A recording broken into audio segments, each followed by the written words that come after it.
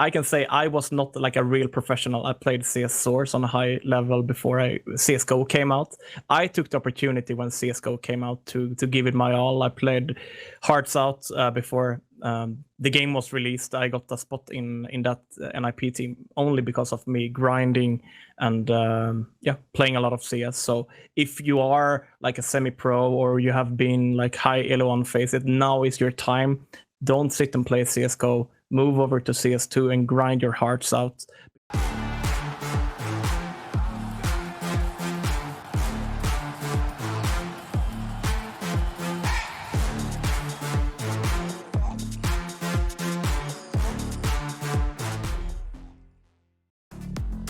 Best esports odds,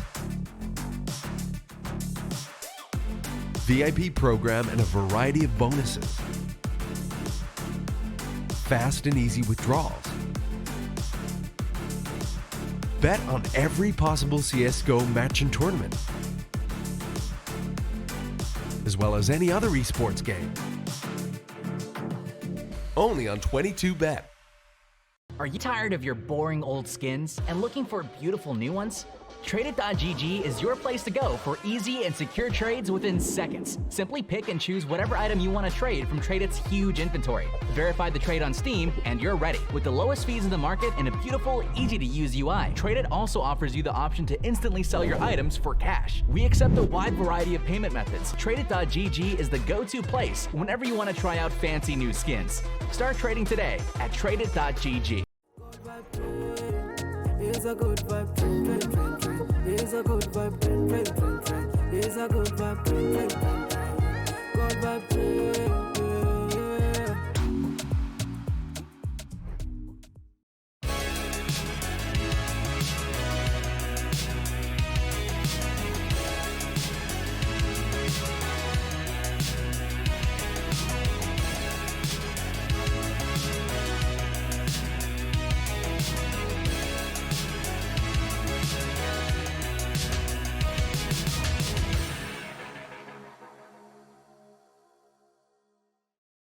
Ladies and gentlemen, boys and girls, Counter-Strike fans around the globe, welcome back to another episode of HLTV Confirmed. Quick shout out to the sponsors, 22bet. Remember to gamble responsibly. SteelSeries, this is the best wireless headset I've ever used, actually, even though it's currently wired, but that's because it's plugged into my microphone. Anyway, that's not the point.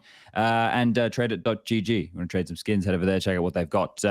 Look, today we've got Counter-Strike fever. You can see Striker, he's sweating profusely. He's just, he can't get enough of it. We've got some people out there, they're gagging at the idea of having to move over to something new, something incomplete. We've got others frothing at the mouth, like CeRq over here to bloody grind some CS2 and get his teeth stuck in.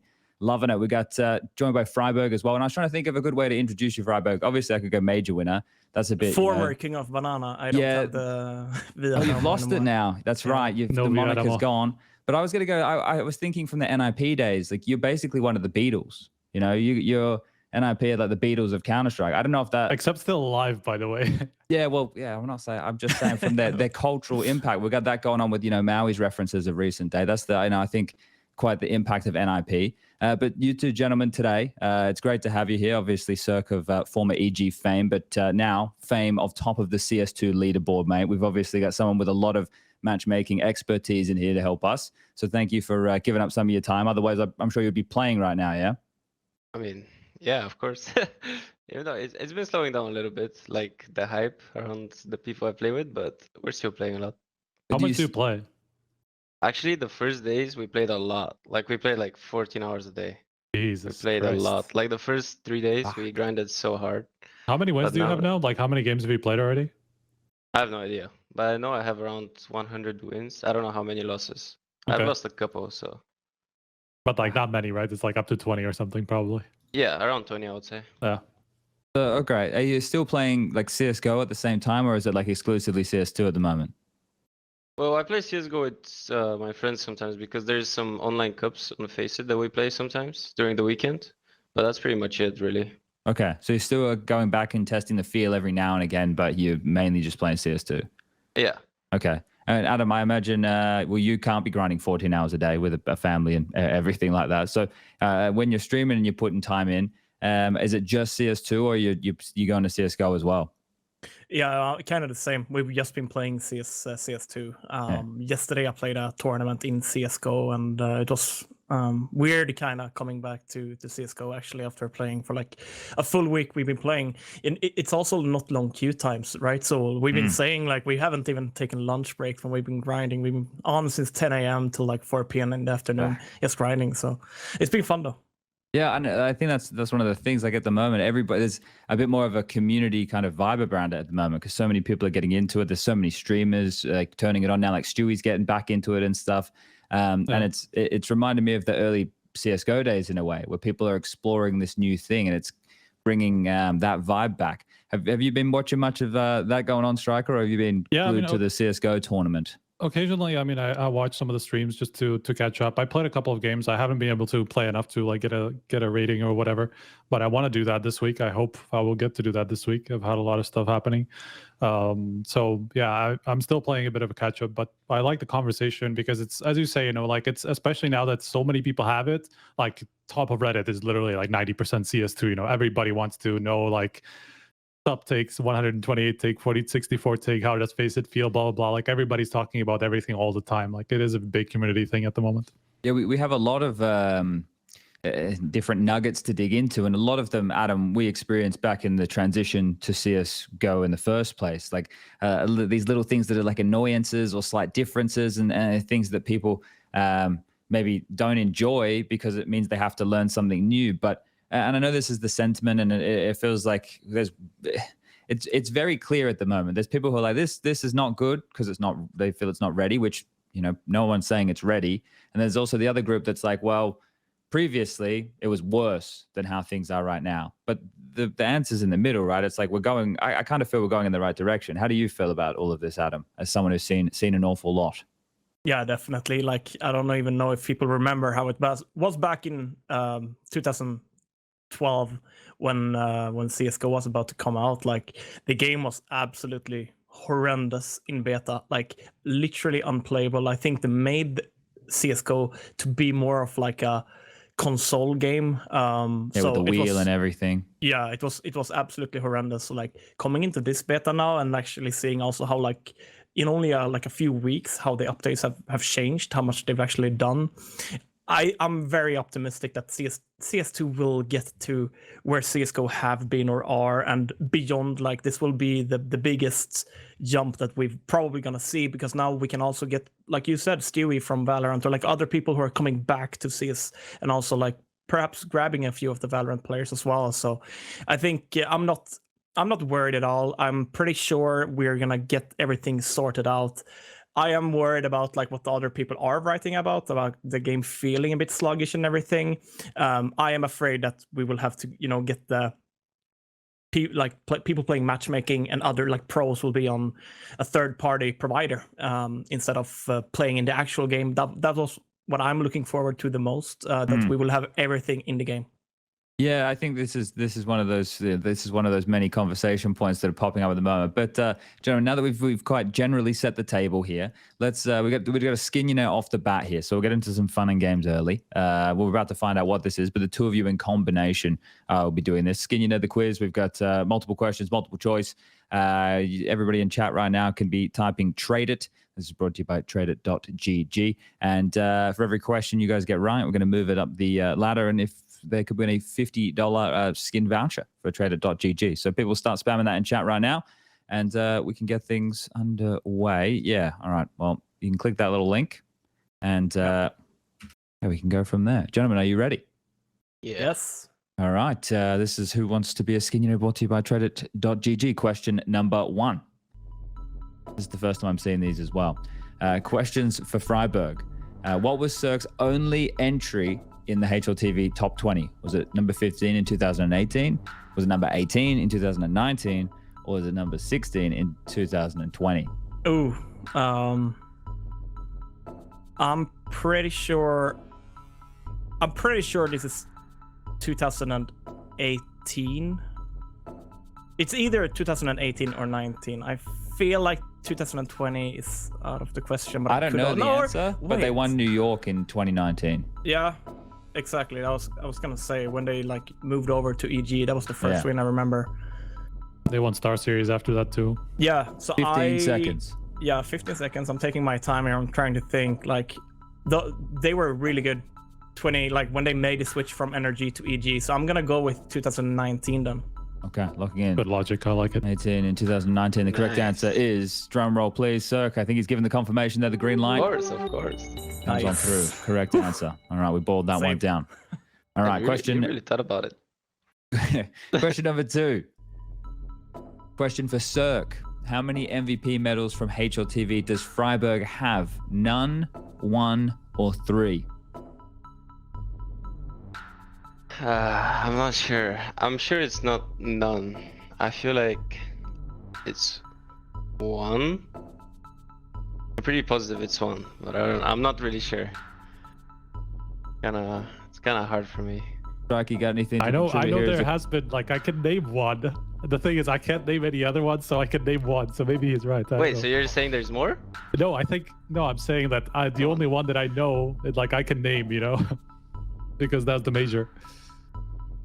That is true. All right, I'm gonna go with 1. Going for 1. Locking in B1. Correct answer is 1. And it's probably the best one to get. It's probably the only one that really matters. True. That is Getright said he would trade all his, like, what is it, 13, 14 for mine. Right? Really? Yeah. A major Very MVP is the one that I would imagine matters the absolute most. All right. Question number 3. Oh, has my thing. Luke, there it is. Whew. I thought my computer broke. It was all over. Anyway, question for friberg. CeRq's best result at a major was at Starlight at Major Berlin 2019, and it was a top 4, a top 8, or the Legend stage. Okay, let me think. Berlin was the Avangard Astralis final. Avangard made it through beating, like, I can't remember. Like, so this must have been NRG. I'm actually not sure if they made it to the playoffs. This might be a tricky question here. I can tell you. I can give you a hint. Device has the famous 1v3 with like 3 HP against them from the major. Oh my god! Like with the train pistol, like from the ramp. 10 seconds. Oh my god! I'm taking my time here. Okay, I'm gonna say top 8 then. Let's go top 8. Yeah, quarterfinals. Looking at B top 8. Correct answer is top 4. You lost to Astralis, right, CeRq? Yeah, we got destroyed. Yeah, and on the other side of the bracket, it was Avangard versus Renegades in that semi-final. Oh, so, yeah. You know, they made it. If they made it to the final there, it's a very winnable final against Avangard or Renegades. So, but you were playing the best team ever at the time. So yeah, we were very hyped because we beat them in group stage, but they just destroyed us with experience in the playoffs. In the big match, yeah. Well, and then what that train clip is like. That's, if anything should have had graffiti. I feel like that's a graffiti moment. Oh, That was missed, Striker. It's a bit of a shame. From upper, no? Yeah. CT upper. Yeah. But honestly, I always wonder if that clip didn't happen and we won the pistol, maybe the game is completely different. Yeah, right. For sure is. Was it like Because we 16 were or am I momentum. crazy? Like, was it really one-sided, the train one? No, train wasn't, but overpass I think was one-sided. But I feel like we were a momentum team, you know. So when that happened, I mean, we were kind of sad, you know. Yeah, those things then can like really slow the start of games. It's fucked. Yeah, and then afterwards you see he's 1 HP and we're all scared, and then he's just tapping us while we're strafing. It's like it's sad. Yeah, one that you probably have some unfortunate nightmares about. All right, well, let's see if we can get into the next question. We are 2 out of 3 so far. Let's see if we can salvage this here. We need 2 more questions to come on through. Question number 4. Question for CeRq. friberg's stint for a North American organization was for Cloud9, Optic, or Rogue? I know this. It's Optic. I mean, I've played against him, so. Locking it straight in. How was that time, Adam? Did you enjoy your little North American stint? Everyone's had one, you know. CeRq had a long one. I had one. You had one. We all had one. It was a weird time, definitely. But coming from NIP, being like in the same team for many years, it was very refreshing and renewing for me. I was also in-game leading for the first time in that team. So obviously, like, we wanted more success than what we had, but I think we got to like top 15 HLTV ranking. we literally qualified almost for every big tournament through North America, which some people were salty about since we were kind of like an EU team playing for Optic. But yeah, we could have done better. We were most likely like maybe a change or two away from even getting even better. So it was still fun though, and it was a good thing for my career, I should say. Getting fresh new air. That was Magisk, Alu, HS. Who's the last one I'm missing? Mixwell, Oh shit, that's right. Damn. It's interesting to see where everyone's ended up since then as well, right? Like HS we just had in Pro League with he was playing with like Olymp and SNX. It's interesting. And Mixwell's over there in Valorant now. All right, let's get to the fifth and final here for Skinionaire. Question for both. Okay. On April the 6th, 2021, your teams met in the quarterfinal of Snow Sweet Snow 3. Who won? E.g. with CeRq, Dignitas with friberg, or this match never happened? This was the game Forrest did a sick ace with the AWP on Inferno against you guys, but I cannot remember if we beat you guys or not. We made it pretty far in these Snow Sweet Snow. We played those every week, but they never won one of them. I don't know. Do you know, CeRq? Yeah, I was just gonna say that. Oh, 30 seconds. I'll tell you after, but I'm not sure. I know we were boot camping in Serbia during this time, but I have no idea who won. I don't even remember this match. Honestly. That's the only highlight I remember from it is Forrest AWPing, but it's a 50-50. I'm gonna go. But are you sure? Because I see this match never happened. Are you sure we played each other? 10 seconds. Yeah, we Okay, 5 seconds. Okay, I'll go EG with CeRq and it's on me. EG with CeRq, okay, all right, I mean, and it's on me. You take responsibility, so I'm fine with it. I am pretty sure but yeah.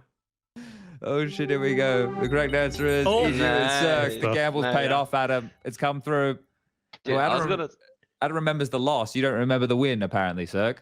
Yeah, but I was gonna say that you have insane memory. Like, I don't even remember what I ate for breakfast. Like, no, there's like highlights, right? Coming in, like, for example, this round I remember Forrest only because he played on B Inferno for once with AWP and he aced you guys. That was the only highlight I remember from that game. Yeah. All right. It was still though, like, fuck. You recall in details the matches. It made it a 50-50 choice after that. Yeah. So it was useful. All right, we have our winner. This is from Host to be a Skinionaire, brought to you by trader.gg. Marks, it is spelled MARQQS _ there it is. Didn't load the follow time, so I can't say how long they've been following for, but that's when our people contact your people. That's been Skinionaire.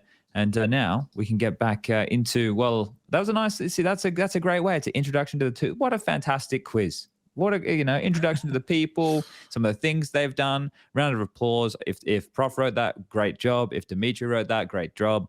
I definitely didn't do it. Striker, you didn't. Dimitri did it. Nope. Fantastic work from Dimitri there. Nice little nuggets throughout the career of both gentlemen here, and even the overlap. Wow. You've got to really bask in the glory of moments like that. All right, lads, we can move in to the chunkier conversation now. I wanted to get some checks and balances, and I think we set the table on one of them before, where you guys said that you have played a little bit of CSGO while playing CS2, so you're still kind of keeping the feel between the two, and I guess being able to acknowledge where the differences lie. But one of the other things I wanted to ask, and I guess we'll start with you here, Adam, because you're doing some streaming. What's your rig? What computer are you running? Like, what graphics card? And like, it's mainly graphics card. I imagine processor plays a big deal. And I'm an idiot as far as computers come. But if you say you have like a 3080, I'm like, yeah, that's pretty good. Yeah, I have a 2080. Okay. Not even a 2080 Ti. I think it's called like Super or something. And I have a CPU AMD Ryzen 5950X. So it was fairly good, like top of the line back at least a couple of years ago when all the like CSGO players kind of switched over to AMD. And how does it feel like it runs comparatively from like CSGO to CS2? Like how much of the frames are tanking? Does it feel chuggy? Like what were you feeling big differences? I've been noticing a lot when people are blowing up smokes, and there are like people actually, like, you can actually see someone when you blow up the smoke. My FPS has been like down to the bottom. It could be settings related. Like I'm still tweaking literally almost every day my video settings, because I'm not sure if anyone knows like the perfect the settings. yeah, the Like the perfect settings optimal. yet. Yeah, exactly. So I'm still switching every day, but FPS wise, I don't have any issues at all playing CS2. I think it's like ancient when you're running in the water and you're like seeing people running in the water, like the splashes. Then my FPS goes really far down. But Are you running native res? Like what are you running?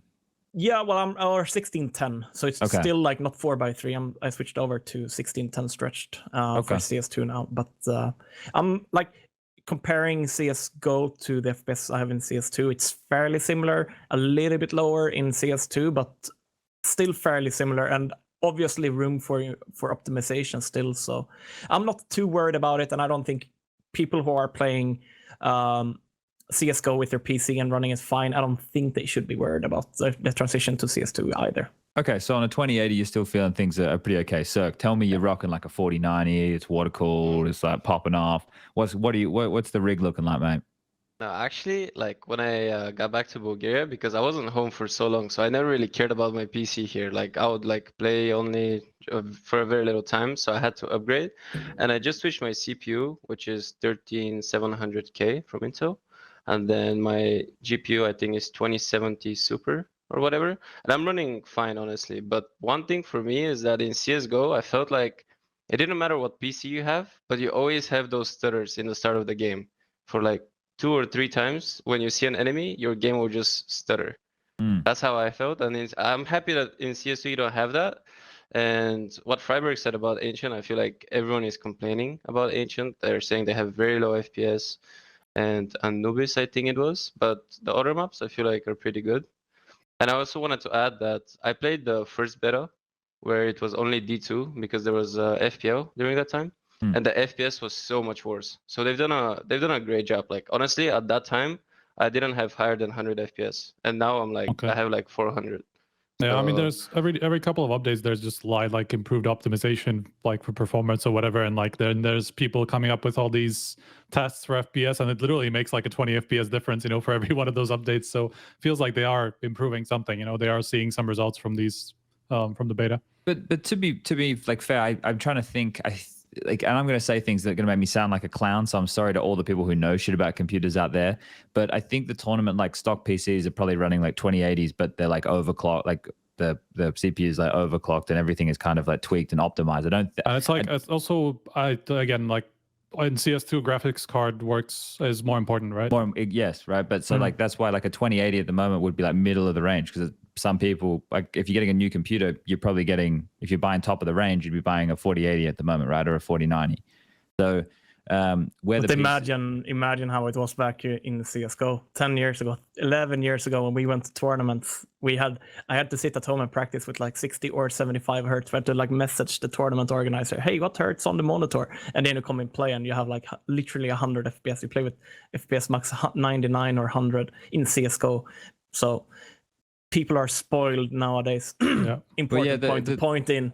The tournament top end stuff, like I think they're probably still just rocking the Zowies with the 240 hertz. But I think the expectation probably in the next like year or so would probably be the tournaments would all be upgrading to the 3060s, the 360s. Sorry, the 3060s, the 360 hertz that Zowie have. So like the competitors are going to have the top of the line stuff, or at least the stuff available to be giving them the best FPS and everything possible. But at home, I don't imagine that's going to be the case in the early days. It's going to take a while for people to, stuff's expensive, and money's not fucking growing on trees. So I just wanted to get the benchmark of what you guys are running, and you guys are saying that you're not having too many issues. So that's good news, right? That in itself is good news. For me, like when I'm playing, some of the issues are more with like tearing, right? I don't know why, but I adjusted the hertz on my mouse, and then I was having a smoother experience. So that's probably an issue with the mouse but I wasn't having that issue in CSGO, for example. And it's all these like tweaking different like settings and stuff like you were saying, Adam. Sometimes it makes it feel nicer, and what feels nicer to me might not feel nicer to CeRq, and it might not feel nicer to you. Like everybody has slightly different things, but there will be a certain way to optimize the best experience, right? So that's going to take time before we get there. But I like the direction it's headed, because when I tested it in the office back in the start of the year, like, from one day to the other, it was still mega fucked. You wouldn't even know where you were dying from. Like it wasn't receptive when you were. This is even how it was in the early beta that you were referencing. So did you feel that way when you were playing Just Us 2, where it was like hard to get the feel of getting a kill or getting killed? That was something I felt a lot of. Yeah, it felt super random, I would say. Like you have one game where it's like it's going very nice for you, and then the next game you literally can't kill anyone. I remember even one game I was lower ADR than Oni Pixel, and I'm not saying anything bad, you know, but like I should be playing better than him, you know what I mean? And it was kind of sad, but yeah, I think it was a little random, and even now I think the peeker's advantage is a little rough. So yeah. Yeah, that's with the. Do you feel that that's like the servers, the netcode, the way the body sways, because that I don't know. Sometimes it feels like people just appear. Like so you're watching some stuff and people die, and like it's just their elbow that's on the screen, and you're like, what the fuck? Like, I would not claim to ever be smart enough to be able to diagnose these problems, but you guys have played an awful lot. Does that happen on a regular basis? In CS2, yes. It also feels like because there's, in my opinion, more delay in CS2 than what it is in CSGO. And also then I think it would be better if you played on LAN with like less input lags and everything, which could be added. But yeah, Peeker's advantage is still a thing in CS2 and might even be worse than what it is in CSGO. So that's obviously something they have to look into as well. How's that for an upper CeRq? Oh, it's impossible. You shouldn't hold anything, honestly. Like do you just really have to move a lot just to kind of counteract that, or how do you deal with that really? I mean, I kind of got used to it, and now when I go back to play CS:GO, it's so much easier, you know, because in CS2 you have to be so quick and like you have to be on. You can't fall asleep for a second, you know. But I was actually curious about the peeker's advantage because, like in CS:GO, it was something like on land the peeker's advantage is very minimal, right? And then I was curious about CS2 because I feel like what's gonna be the difference? Is the land difference gonna be even higher now? Because I remember in CSGO when you're online, the peeker's advantage is very big, even for an upper or for a rifle. For rifle most of the time, right? Yeah, I'm not sure how that's gonna work. And then we open the can of worms that has been this whole alleged FACEIT 128 tick experience that they're offering, and what does that mean? What the fuck is sub-tick? I think we're going to get into that a little bit later. So I want to know though, because the both of you have obviously put in some time, I imagine mainly in the matchmaking realms as opposed to the, okay, so you're at the tippy top of the board. What has your experience been like? Is it good quality matches? Does the ELO or does the ranking or rating system, does it feel fair? Well, I feel like sometimes the matches are good. Like we would like play versus Rob's stack that he plays sometimes at night. Like we'll have good matches, but then sometimes I feel like the matches are just very bad. Like just now I played one game and then there's like 2 guys that are in the blue rank, and we're like 3 guys that are like higher than 25k, which is very, very unfair, I would say. Okay, so maybe some calibration required in that area. Maybe it's not the full player base as well at the moment as well. Could be impacting stuff like that. But the thing is that the queue time wasn't long, you know? Like I think we waited like 1 minute and then we got this game. So I would like, and they were not even 5 stacked. So you're saying you'd rather it would search for a little bit longer and try and get you a 5 stack or something, you know, like a 3 and a 2 stack or something where you know people are going to work together. Yeah, I mean, it should be fair for everyone. Because it's like unfair and then they're mad at us. But why are you mad at us? Like, it's not like I chose to play versus you guys, you know? Sure. So yeah. I think it will require some time for the rating to really kick into effect, right? It would require maybe even a month or even more for everyone to kind of get their correct-ish rating before, like, so. And also this is like beta season. We don't really know when the game is released, right? So when the game is released, they will most likely do a new ranking or reset the rating. Do you guys experience many bugs? Like, is there many like things cropping up in games? Like, oh fuck, that shouldn't be happening. Because you see on Reddit, like, if a prop is blocking the bomb, you can't pick the bomb up through the prop. I saw that on Inferno the other day. Like, are there a lot of bugs being experienced while you're playing? And I suppose if not, no, actually answer that question first. I'll save the next part. We haven't. I haven't seen many bugs when playing. Actually, a lot less than what it was like in the previous versions of the beta. Now, obviously, you see stuff on Reddit, but when we are playing the game, it's not a lot at all. I would say it's running fairly smoothly. Someone just said in chat that the bomb sometimes just shows as off the map, and I've had I that think happen they fixed that, with the no? Or radar. at least there was a recent change that they said they fixed it. I don't know if it's still happening or not. Maybe I haven't played a game in a couple days. So... I think the last or the update before that, you know, in one of these 4 updates that went the last week, I know they fixed that, or at least they said. Yeah, I feel but like I had that it stuff's recently. annoying. I feel You like did? I had it recently, but I'm not sure. But honestly, for me, a little more annoying bug that happens, I feel like almost every game at least once. When you drop your gun, the gun disappears only for you. But your teammates, they see the gun on the ground. Oh, Can you still pick it up or not? Yeah, you can pick it up. If you run over it, you can pick it up, but you don't see it. So like sometimes the up will be dropped and then I wouldn't be able to see it and everyone will be just yelling at me, but I'm like, I don't even see it, you know? Okay.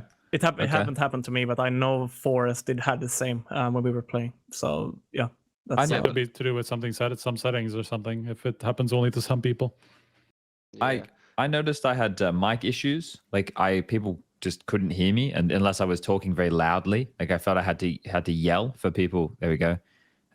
Robs, in-game microphone not working. Sometimes tell Adam. That's from Robs. I felt like I was having that issue. The other day. They were complaining. I played a game with Robs and felt pretty bad. Couldn't communicate and had the same actually yesterday when I played a game on FACEIT. Only had to put my mic boost to max, like literally maxing out my microphone, and my kid was sleeping, so I couldn't really yell. No. So you know, it was a rough game, but yeah, I don't know what it is, but I've had that now like 2 times at least. Once with Robs and the other time yesterday.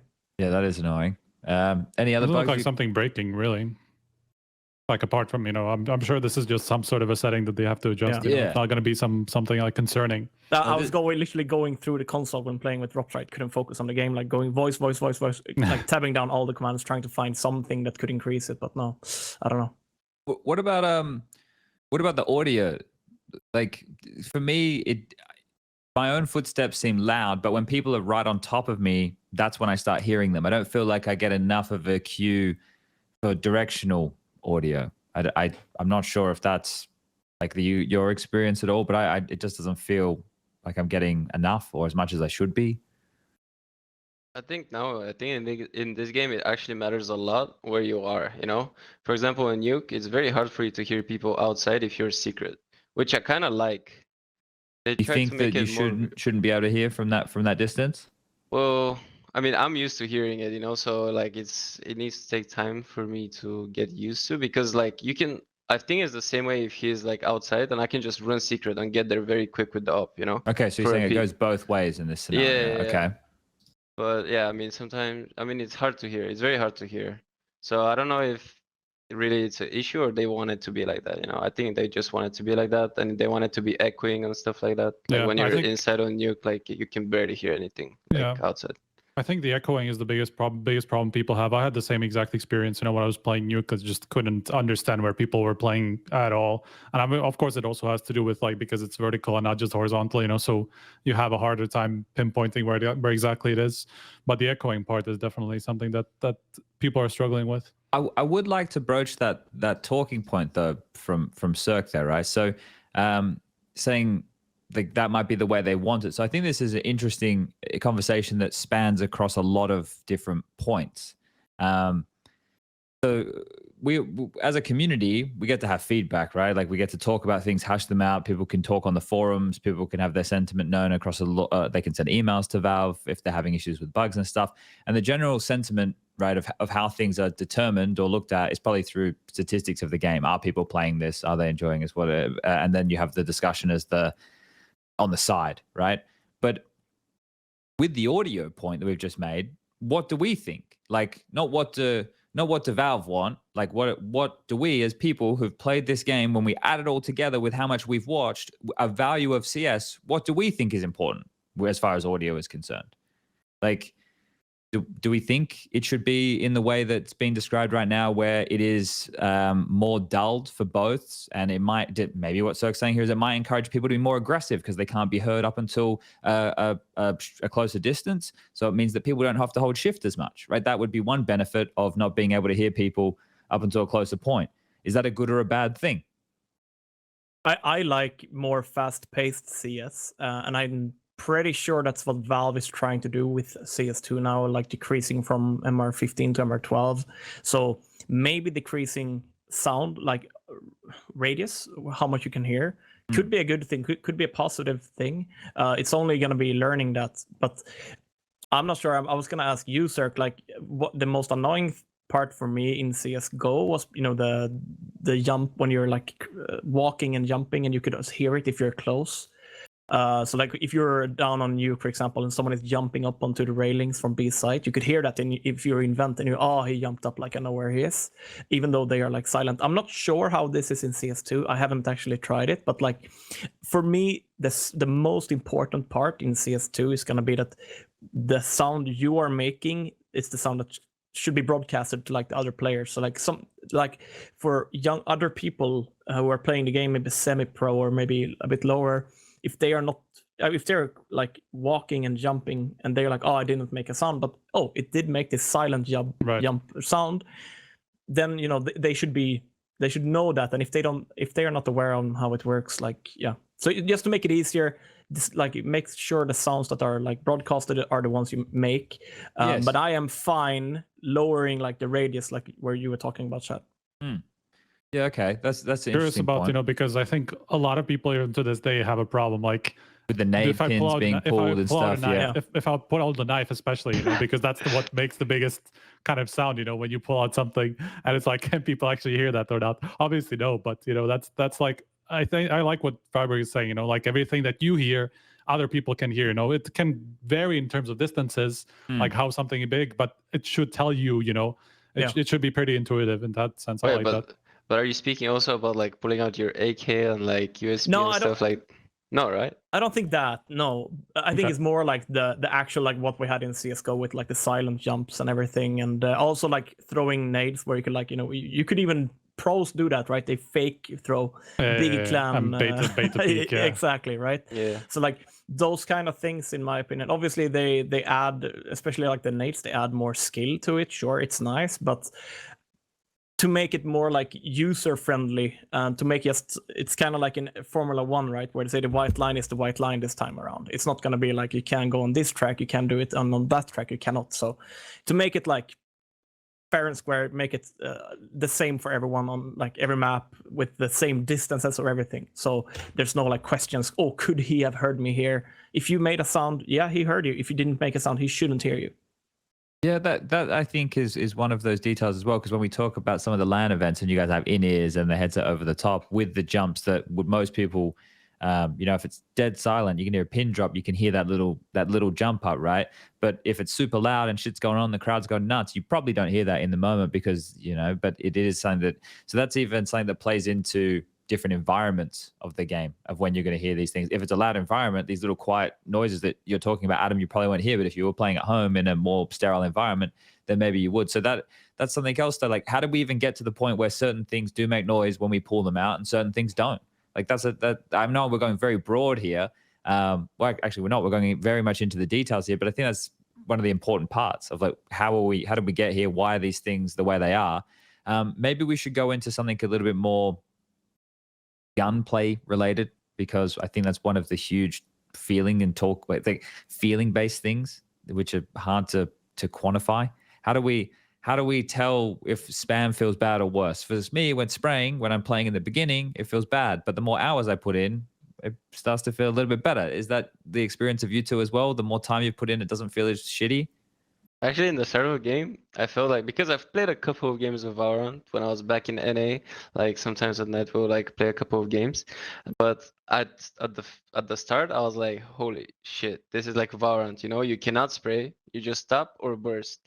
But actually with time, I think you get used to it, at the start I was actually very sad that you can't even get used to it and stuff like that. But I think with time you can get used to it. And I don't know how much of a difference it makes, like not having view model recoil and stuff like that, you know. And some people play without tracers. So I think that's also like impacting the spray for people, how they feel it, you know. And left hand. Oh yeah. I mean, A I lot don't of know people who plays want left that. hand, I but mean, there's also the bob. There's also the bob of the weapon and stuff like Yeah. that. That just Yeah. affects your like weird feeling. I think, you know, for me, funnily enough, you know, because when CS2 came first and it was like the beta, I hadn't played CSGO properly for like a month at least. Like I hadn't had like consistent games like and stuff like that. And so coming into CS2, I was just really confused about everybody's problems. Like because for me, it felt like I didn't have all those things from CSGO, so I could understand, you know, this game as more as it was than rather than a comparison between CSGO and CS2. And like it was almost like learning a new game, you know. So I would almost advise people to just give up on CSGO for a week and just try to play CS2, and then you will understand, you know, okay, what is it that I can get used to, what is it I can't, you know, because it's once you start chopping and changing, then you will have a problem because you have that direct comparison, you know, you'll constantly have these feelings like left over from CSGO. But it happened when the audio changed in CSGO. Remember when we went from like those tinny gun sounds to the ones we have now? People were having issues in the beginning when that happened because it sounded foreign. So one of your inputs to help you calculate what you're doing and how you're moving everything was off. And you had to kind of calibrate to it. And people didn't like it in the beginning. Yeah. And then it kind of worked out that it was, oh, okay, this is fine. It's just different. I think it's just really a problem that like there are so many things that kind of contribute to the way you're feeling in the game. You know, it's the sound, it's how even the gun bobbing, all this stuff, you know, tracers and like different lights in the on the map, all this stuff like affects your brain in some way. And I think that's just why that people like once we are into CS2 properly and people have like a month to play it and get used to it, I think there's going to be a lot less crying about some of these basic issues, you know, that are probably just to do with, okay, you're just used to a different game now. But I think the main one is, I'm sorry, but I think the main one was, it's actually the subtick. Because it just feels, I think it feels slower, I would say. So people are like dragging a little too fast, and that's why the spray feels kind of weird. So that's why I'm saying, like, when you get used to it, it's like, it's normal. Because I was watching a video, actually, when I was thinking that the spray is just gone, like I saw a video of someone comparing the two sprays from CSGO and CS2, and it looks almost identical. So there is no point for me to think that there is no spraying, you know?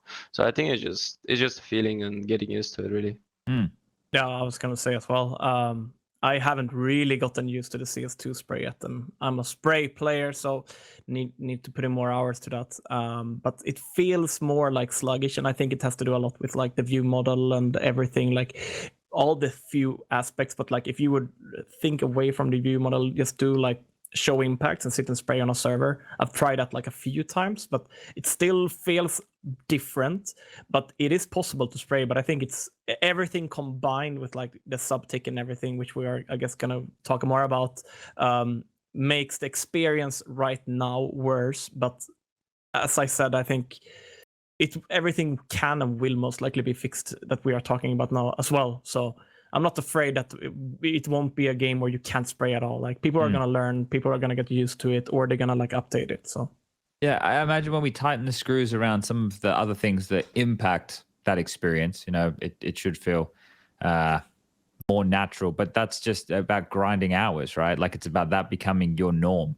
What's Rob said? Fake traces are not so nice. Yeah, I think if they're not going to be accurate with what you're doing, then they shouldn't exist because it's giving you bad information, right? Like it's not actually, it's not a good feedback. It's bad feedback. Like if you're doing this just for the aesthetic because there should be a tracer coming out of my gun, then at least try and tie it to what's going on. Because before when you would see the bullets hitting the wall, or when we do, that is actual feedback. That is what's happening here with the tracers. I'm not sure if they necessarily represent that. So that's something that would be nice to see either fixed, or if it's not true, we can turn it off. But yeah, I wanted to try and point the conversation into a nice little box so we can frame some of our thoughts up here. So props got in us for our little headings. What are our biggest changes in CS2 from CSGO? So if you had to name I'll give you guys some time to think about it here, but we can throw some out. Obviously, the server is one thing, with the HUD and everything not being as customizable. The sounds is another. There's a lot of the smokes. I mean, right? smokes would be the biggest one for sure. Yeah. Right. So there's the lack of skyboxes. So if we were building a list here, does anybody have their top 3 or wants to spitball? I mean, honestly, you can go, Friberg. Okay, I'll go. I think like definitely smokes. No skyboxes is gonna be a huge difference. Like I've seen videos of people doing the Inferno nades, for example. You can smoke down T stairs from CT Drops spawn has one again. from spawn, right? Like one where he has like insta go, from spawn. Yeah, to the trash can or like old trash can on right next to connector in CT, and you smoke down like literally bottom banana, and then there's like a lineup for a Molotov, which would burn also like Cubby or like Mexico, Vietnam, whatever you call it. So you can basically get full mid and banana control. T's could fight this, right? They could go into banana and smoke Molotovs and stuff like that, but pretty that's gonna be. It sounds like. Yeah, like now I'm just like people are doing a few nades, like Rops are finding these. Imagine the first couple of games, which will be completely different to CSGO, where you can do many nades directly from spawn, take like fast map control both as CT and ST.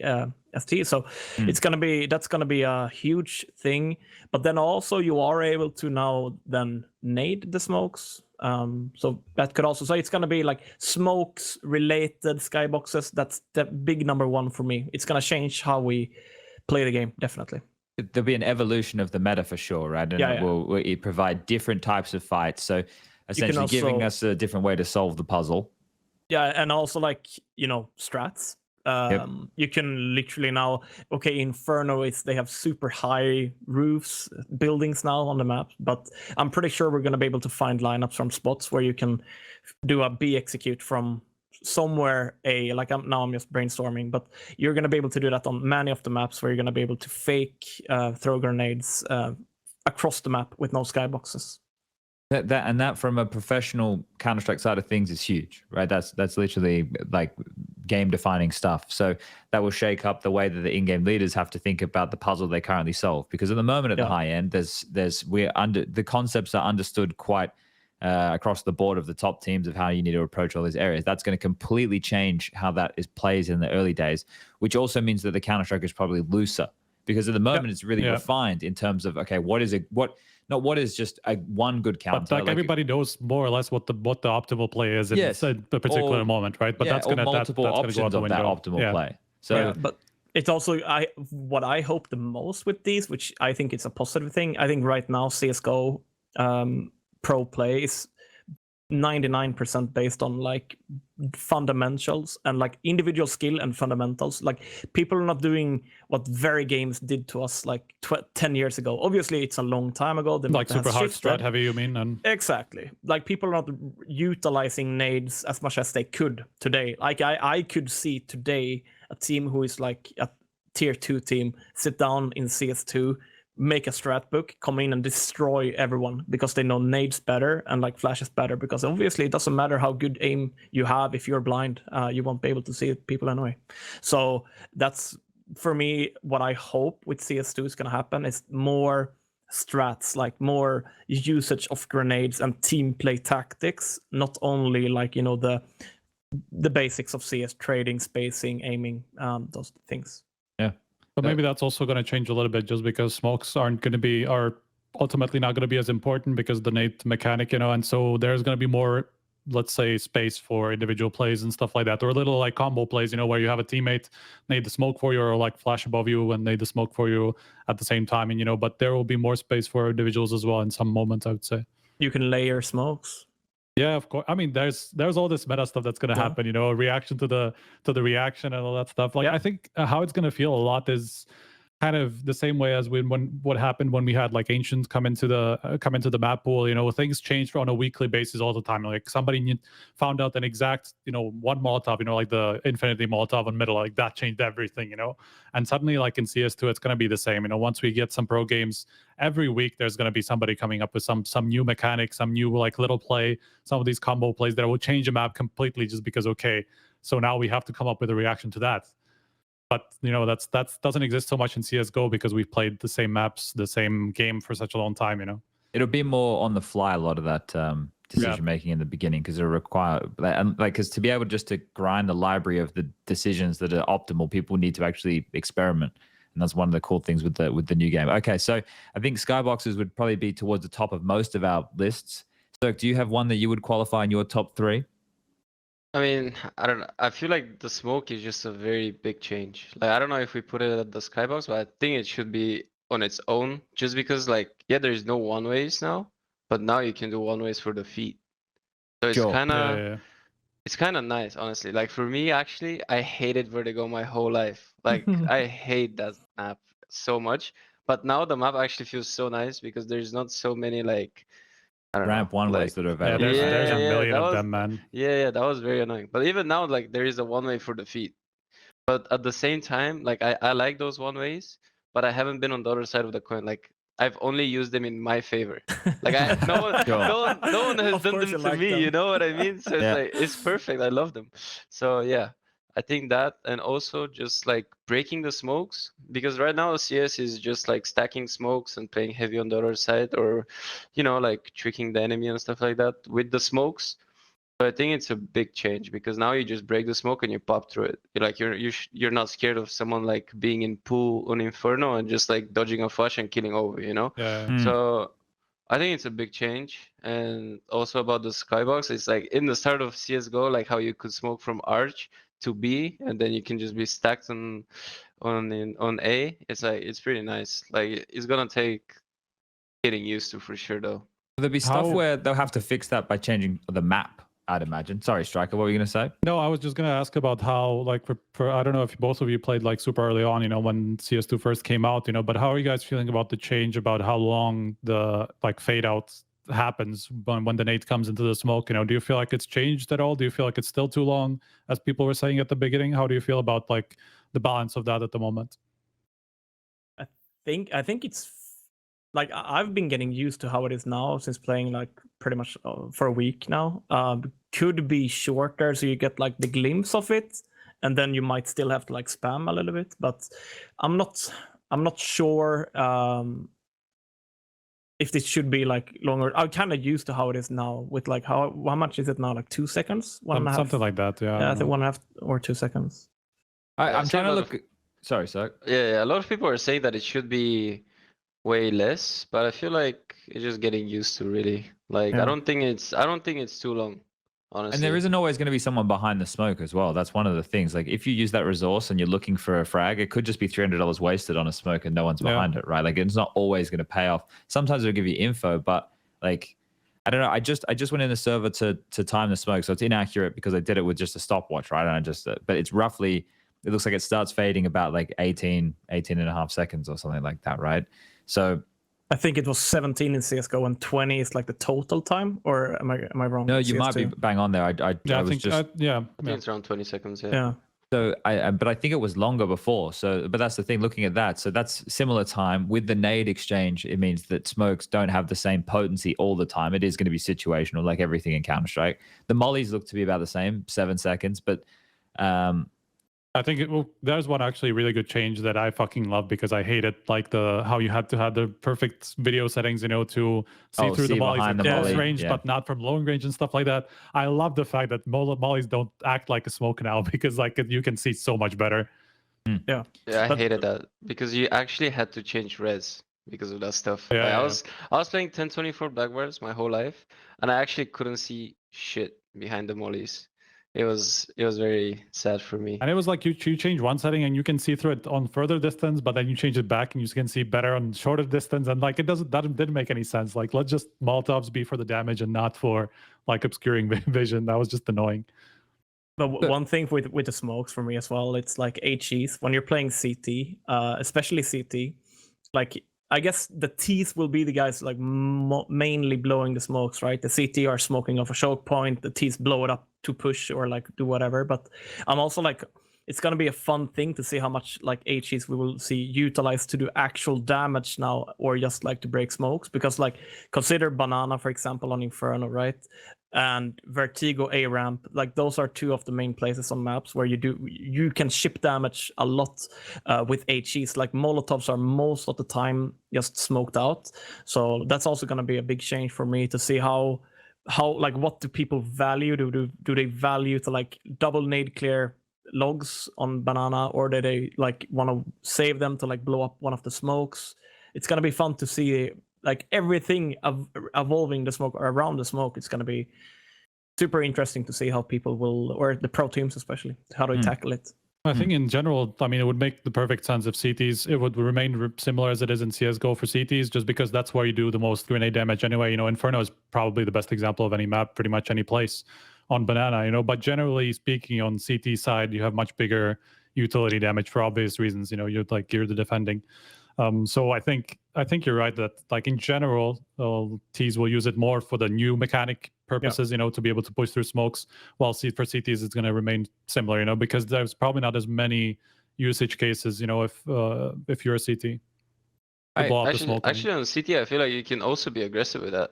For info Like as well. in the start, actually, like right now on Inferno, I feel like everyone is just smoking mid because people are not used to it yet, right? And then you start walking up mid, and then they'll just break it, and there are 3 people behind the smoke waiting for you, like the CTs. So like I feel like in the start, CTs will also use it being aggressively, and then might be even later, but it will be more creative, I would say. Another way to pop flash, basically. Like you don't pop flash, you pop the smoke and you peek on CT, try to get a pick and get away. And people come up with perfect lineups for the smoke nade combo as well, so it disperses it the way they need it to. Like you'll see that detail come into play, which is cool. So it is just giving another option. Like it's like scissor paper rock, but with a few more layers, right? So Skybox, smokes. What would be the third biggest thing? Is this where we start to get into the server conversation? Because that's one that we hope that they can iron out a little bit more. Is there something, if we didn't talk about subtick, what would be the third biggest change or thing that? Okay, go ahead. No, I was gonna say I'm pretty sad in a way that I tried to play on a 128 tick server now. Like I could feel a pretty clear distance or a difference between the Premier, like the Valve matchmaking, and then going into like 128. I could feel a difference spraying a lot. Movement felt very different. Didn't feel as sluggish as it does for me in Valve matchmaking. So I think that's the biggest change. But at the same time, like I said earlier, I don't want this to be the case. I want the Valve matchmaking, or like the Valve settings, to be as good as we want it to be, right? So they might have to tune up their servers, but I want it to be all the same. So the servers you play on matchmaking are the same servers you play on when you qualify for a major or play in a major, for example, the same settings. I think that would benefit everyone, especially us, like the community. We would get so much more, like, you know, people to play with. You can actually now get like a pug star like they do in Dota 2, for example. You get a pug star in your team, right? Because it's the same settings. It's a more natural on-ramp for people, whereas now if you want to pursue the elite level of Counter-Strike, you have to go off the game, right? So what you're wanting is this experience to potentially all exist within the game for people to get recognized and be the best. But like, so that could be our third here in terms of the top 3, the overall matchmaking ladder experience. Now, CeRq, as you discussed before, first of all, it's not essentially queuing you against the best type of opponent, so maybe that needs some tweaking. I've seen some conversation about the elo distribution. So all of these things, if tweaked and made better, right? This is a beta season for it, so we can expect, or should expect, things to be, the data to be looked at and potentially changed. Do we think that? I think their goal is to be even better than what FACEIT has right now, right? Because it's subtick. So I think the end goal is to be even better than what it is now on FACEIT. And like everything with being the servers themselves, or the overall experience. Yeah, I mean that's how I describe subtick to myself, you know. Okay. Like, but it should be better than 128. I feel like. But this is where I'm an idiot. This is where I'm a fucking idiot, right? Because I don't know. Maybe someone in chat could help with this. Is what FACEIT have, because FACEIT haven't officially said anything, right? So, and it's interesting. We actually tried talking to them about it, and they basically refused to comment, as if like either they don't know what it actually, like what difference it makes or whatever. Like maybe they don't just want to mislead people, things like that. I'm not entirely sure, you know, how much they even know what it exactly means, you know, in that aspect. So I don't know. Just, but maybe it's something that they don't want to have this beef flamboyantly advertising this can of worms that Valve now might I mean, have that's to exactly deal with. it. You know, maybe exactly because they know that it's not such a big effect, you know, as people think, or whatever it is. You know, maybe they just don't want to advertise it because they think that it's not supposed to make a big difference. You know, I don't know. Now, it could also has to do. It can also do with like a dedicated server, right? If we're playing on Valve official game servers, they could be super loaded. If we're playing on a, for example, we've been playing a lot on the Swedish servers. Maybe they sometimes I feel like they are super sluggish, but if you have the exact same settings and you play on like a FACEIT server, it could still be like 64 sub-tick, not 128 or whatever. It might feel a lot better because like the server load might be different. Could be that, and not only like with the tick rates and all the settings as well, right? So I have only played 2 of the FACEIT games, right? I haven't had a chance to play more. I was going to use today to get some more hours in regarding both experiences, but I don't think 2 games is a big enough sample size for me to say one way or another, especially when I'm still tweaking with my settings and trying to get everything to feel, you know, nice. But I think my understanding, I think people in chat are feeling the same way, is that both the sub-tick, like sub-tick is just what CS2 exists upon when we play on the server, but that there's still these variables that are representative of a 64 tick or 128 tick experience. Now, this is where I wish I knew more about everything that goes into servers and all of this. It feels like nobody really actually knows. That's the problem. Like, even from all the leakers and people who like claim to have some sort of knowledge, they disagree about what it actually means. Isn't it the amount of checks? It's the amount of checks that are happening in a period of time, right? So like a tick, like when something happens on an exact, I'm an idiot. I'm so sorry. Please don't. There's going to be fucking YouTube videos of people going, look at this fucking idiot talking about exactly something the problem, he has no right? idea about. Yeah. But there's this Gabe follower guy who says like there's sub-tick for certain actions and not like 128 tick or 64 tick like the normal system as we know from CSGO for other actions, you know? So it's just that's what makes things confusing for everybody, I would say. I think that it just opens this. Let's live in a couple of different hypothetical worlds here.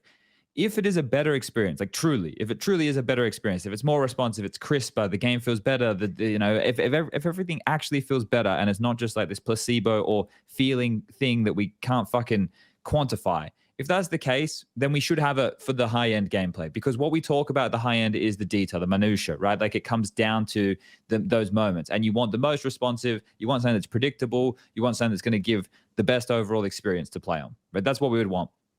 But if it exists that there's no difference, and the 64, well, whatever we're playing on right now is the same thing, and it's all in our heads, then with that, we would want everybody having the same experience. We don't want this gap provided. We don't want FACEIT to come in and start offering this experience if truly it does nothing. But if it does something, I want to be able to play the better experience.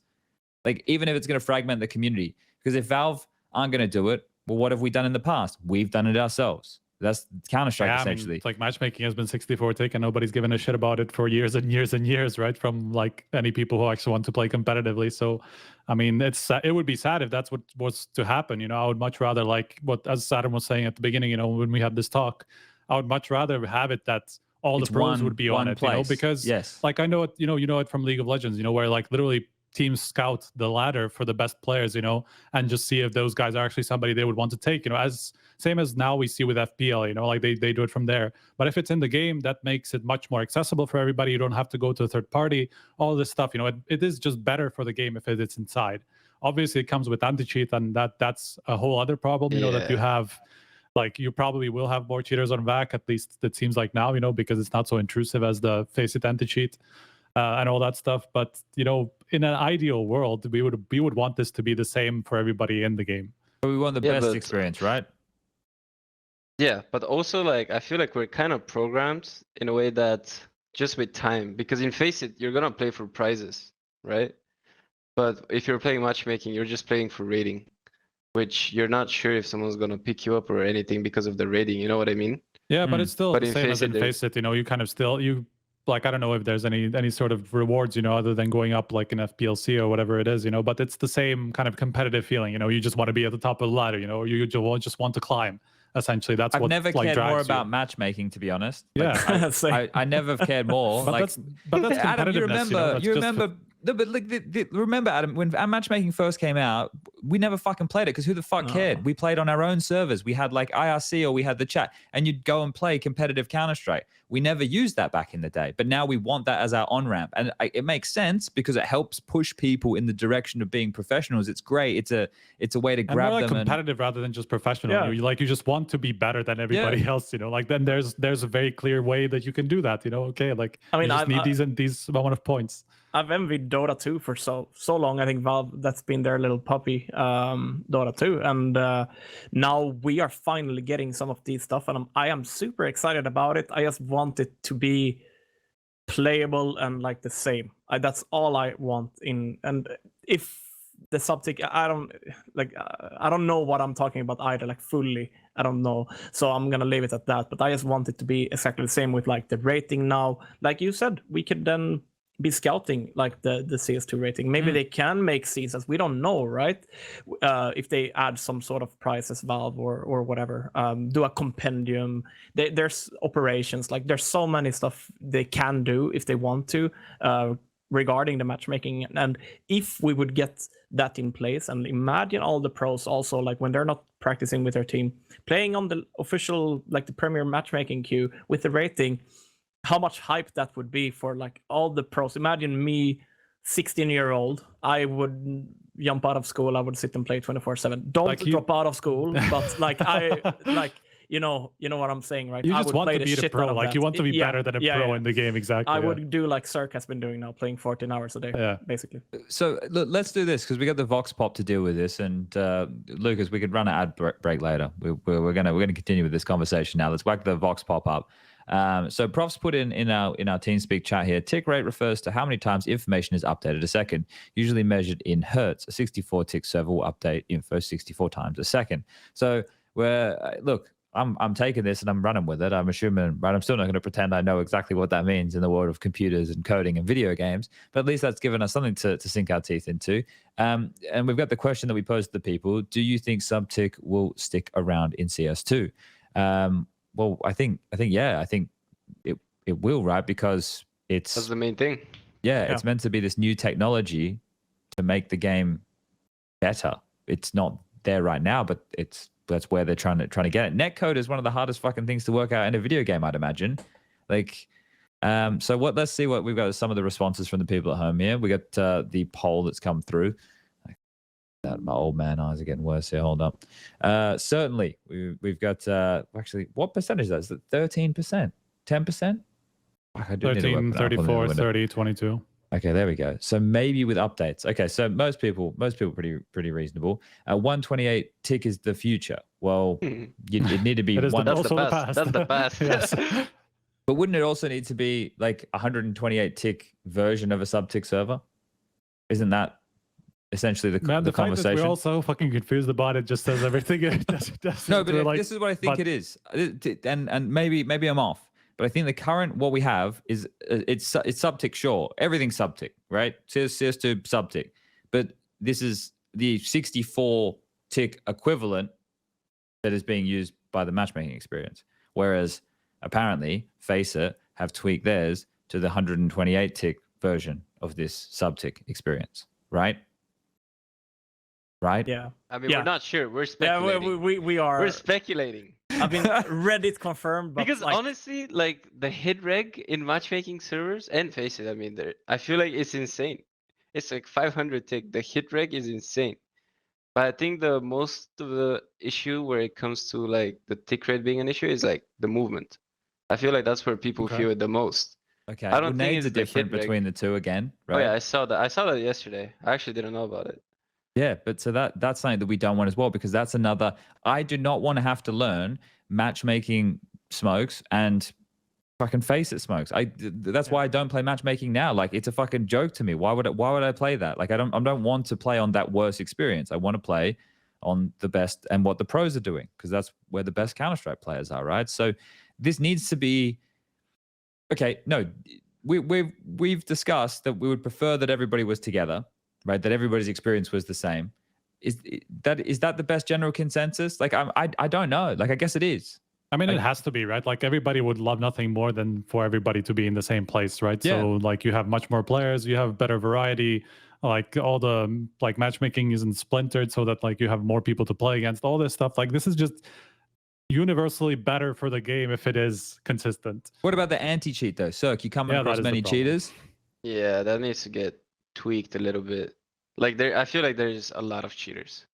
Okay, like blatant cheaters or like people Yeah. who are subtly wall hacking and being slime I balls mean, about at it. first, I wouldn't even notice it, and people would just tell me in my team that the guy's cheating, and then I wouldn't notice it on CT side, but then T side, he would just be everywhere that we go, you know, we're rushing, and then he's there, so then I would notice it. It happened like recently. It happened today as well. Like I would get maybe a cheater a day, but at the Okay. same time, Really? like but I even saw like when Oni was doing that interview with the person that was first in the world.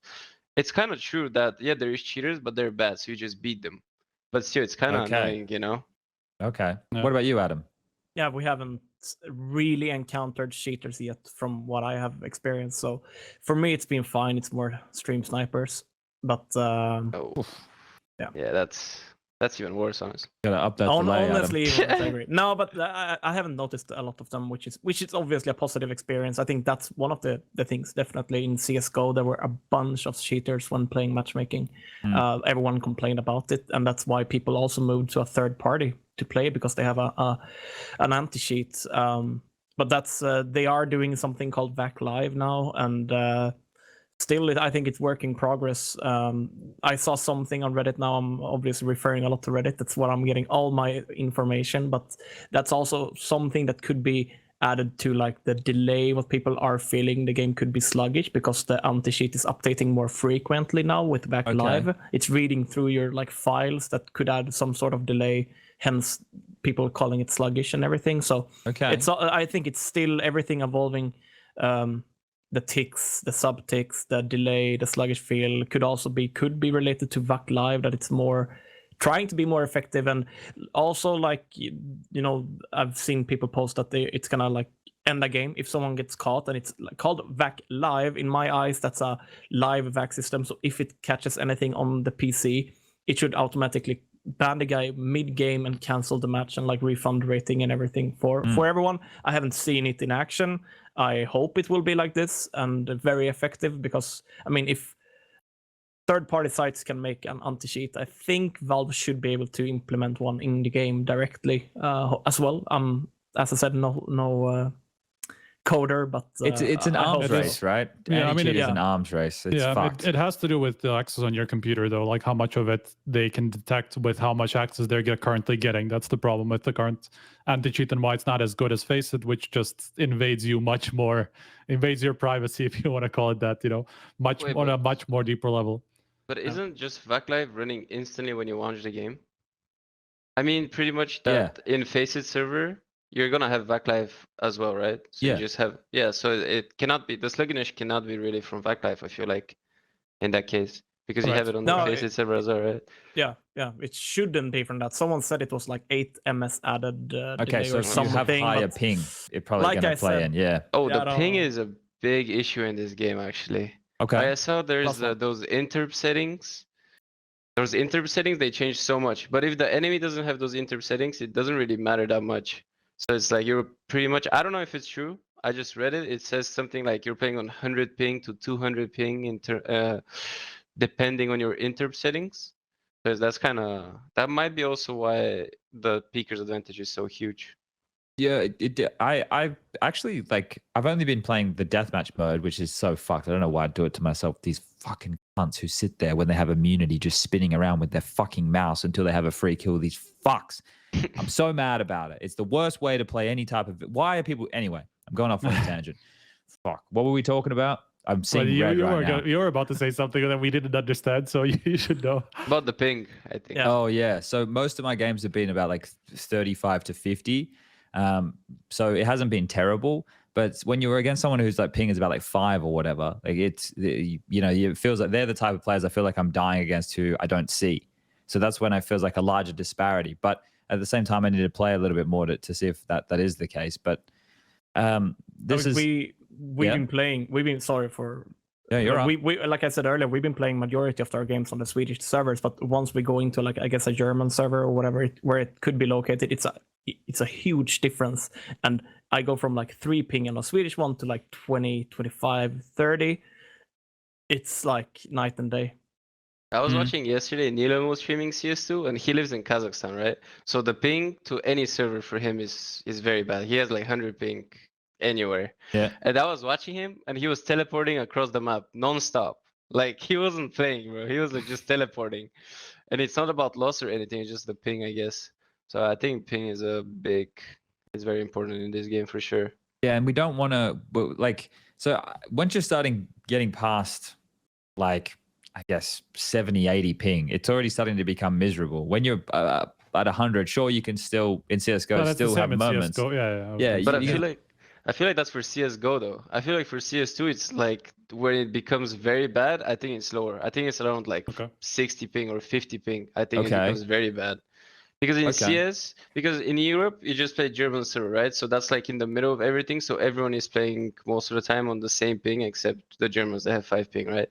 So it was okay. But now I feel like the routing needs to be better and stuff. So people are not at disadvantage. Okay.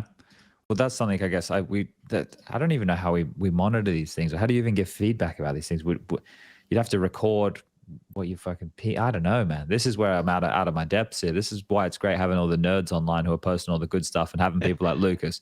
Lucas, are you there? Are you with us? Well, he's probably scrambling back to the PC now. He's on his way. Hi, Lucas. Let's go to the ad break now, and we'll come on back and we'll keep talking. Are you ready? Okay. Yeah, let's go. It's a good vibe, train. It's a good vibe, train. It's a good vibe, train. Good vibe, train.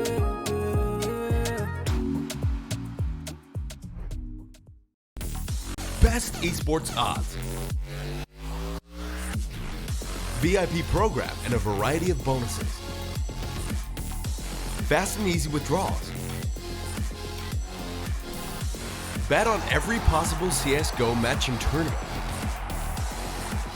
as well as any other esports game. Only on 22Bet.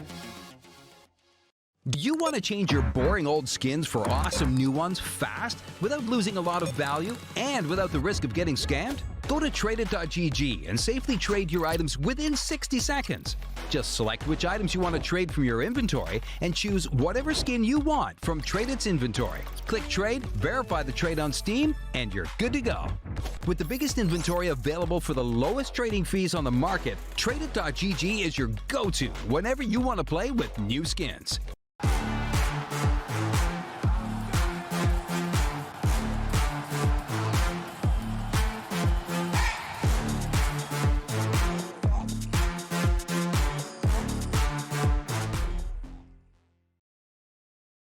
All right, we're back. We can keep this conversation going. So I guess if we recap, we were discussing the top 3, biggest changes. So some of the things we mentioned were Skybox, the smokes, and then we started talking about this, which was the matchmaking and overall experience, right? So essentially the change in, not mantra, that's not what I'm looking for here, but almost community hub for where the top tier Counter-Strike would be consumed, which would be in client, right? So which is like almost a philosophy of how the game is going to be approached by the greater audience.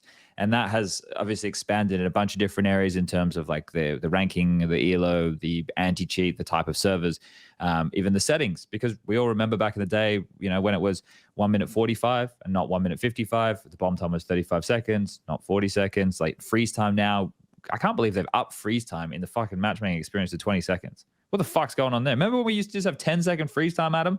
Yeah. Now we got 20-second fucking freeze time. And now you have 3 timeouts as well. Yeah. What's going on there? Dude, the timeouts they needed to add that. Thank God they added it, because so much stuff happens and then you don't have a pause. Because the only pause was when you leave, right? But then you might need another pause and then you're just like, kind of fucked. Look, that's good. That's good for everybody, I would say. Yeah, just because like it's okay. You're still investing an hour of your time into the game. There's stuff gonna happen. Like somebody comes to your door or whatever. But this does take us, I guess, with time, with timeouts, to the amount of time and type of games that you guys have been having with CS2 and MR12. Yeah. So I don't know how deep the both of you have gone in terms of learning nades for maps that you play a bit more, right? Like I've seen people have a few set nades. He's not out here putting out a lot of videos. Like CeRq, how much of that utility usage are you bringing into games, or is it just pretty puggy? Do you have like set moves and shit that you're doing? Well, yeah, I mean, I'm testing stuff that worked in CSGO and then also like trying to be creative with the smoke and HE kind of stuff. Also, yeah, I mean, I use a lot of the nerd out here like nades. Like, I feel like he has insane nades. Like, I don't know how he finds them, but thank God. So I think, yeah, I think the nades are very, like the smoke is very important now, the way you use it. Like, it was important in CSGO as well, but now I feel like it's incredible. So then with all of that like compiled together, how do we feel with MR12, right? Less rounds, but does the experience feel short of gun rounds? Do we feel like we're having to save more? Because right now we know the game isn't being played at a like professional level in terms of team Counter-Strike. So it's hard to judge necessarily, but what are our early opinions? The thing for me, honestly, that I was thinking about, and I don't know, I mean, I don't have an answer to it yet, is like if they would change the economy. Because you know when the game is very close and it almost feels like you can't even get an up. I'm talking about an upper's perspective. Like you might get a up like 2 rounds out of the 15 rounds. So now it's 12 rounds. So like I feel like with the economy now, there might be a chance that you have an up 1 round. Because if all the rounds are close, like it's gonna be kind of hard, you know? So I feel like the economy should change a little bit. Also because like if you lose both pistols, like I feel like now in BO1s it's even more important. Because like, if you lose both pistols and then the first gun round when they don't have that many nades, like you're kind of 8-0 down, like instantly. So it's like. I'm also like, I feel like Valve wants to remove the full ecos. That's kind of like why we saw the economy change, right? Going from losing 1 round and you don't have this like round loss bonuses like we do have now. So I feel like removing at least the lowest 1.4k needs to be done in CS or MR12. You can't like, you know, be in a tight game. Now the difference now is that you're pugging these games, right? There haven't been any pro games in MR12 in CS2, but like you are double ecoing if you're down on 1.4k and then you buy fully and then you have to do 1 more eco. I think if you remove that part and you can always do 1 eco, obviously there will be more full ecos because I don't think people will like at all times at least gamble on like force buying because they might win it, right? And pro teams, when they just start using nades against you and not only running into your deagles, like you will lose those rounds. But yeah, like force buy is still super strong. They need to remove 1.4k round loss bonus. I think that's my first thoughts about playing MR12. That's a sentiment that I think seems to be pretty popular and shared at the moment. I was talking to Snappy the other night about a lot of this, and he was saying just having it so at the start of the games, nobody gets the reset down to 1400. You'd have to win 2 rounds in a row to set them back to 1400, right? Because at the moment it goes like one of the worst things is if you on the CT side you win the pistol, you lose the second round, right? Your force buy there fucking sucks. Like it's such a shit force buy to force buy back on the CT side going into the third. So if it didn't go all the way back to 1400 with that loss bonus and went to 1900, you'd still have a little bit of a better buy. Or I'm not completely opposed to getting rid of it altogether either. I'm kind of speculating a bit more that, and this would mean that there is asymmetry between the money systems on either side of the server, which I don't know if that's something we want to create. But on the CT side, I could imagine just removing the 1400 loss bonus altogether because things are already more expensive. But you so what about, you could just make things cheaper on the CT side, you know, to balance that out the other way. Well, you can make the diffuse kit. The diffuse kit doesn't have to be $400. Molly costs 200 more on CT side. You know, diffuse kits as like an extra expense that the Ts don't have. M4s cost a little bit more. You know, maybe you just adjust those 3 things a little bit, and then suddenly, you know, both sides have a pretty similar like amount of money, you know, available. Yeah, and so those tweaks, right, could see us resulting in a couple more types of buy rounds. But that's the thing: do we want to which way do we want to achieve it? And that's I guess with all this data, with all the games that you guys are playing now in matchmaking, that's helping Valve see what it looks like. And I imagine it looks a lot different for lower tier of players which is also something they're catering towards here. But I guess they don't want them to have an overall boring experience. They want them to be able to feel that most of the rounds mean something or they have a chance. So that's a fine balance to make as well. So would we say it's inconclusive at the moment on MR12 in terms of if we like it or we don't like it? I think it's good. I like it as well. Okay. It's good. Yeah. Because honestly, at tournaments, there's so many times when you have to play 2 BO3s back to, I mean, not so many times. It happens, right? And it was kind of rough. If it goes to 3 maps and then maybe 1 overtime in each BO3s, like you're dead on the 6th map if you play, or even 5th map overtime. So I think it's good. Okay. So even BO5s will feel better. Yeah. But that's the thing. I think if we have MR12, do we, like, in my opinion, at least once we get to the tournaments, there'll still be best of ones in like open online qualifiers. But it almost feels like BO1 should be abolished. I don't know if that's a fair sentiment. Yeah.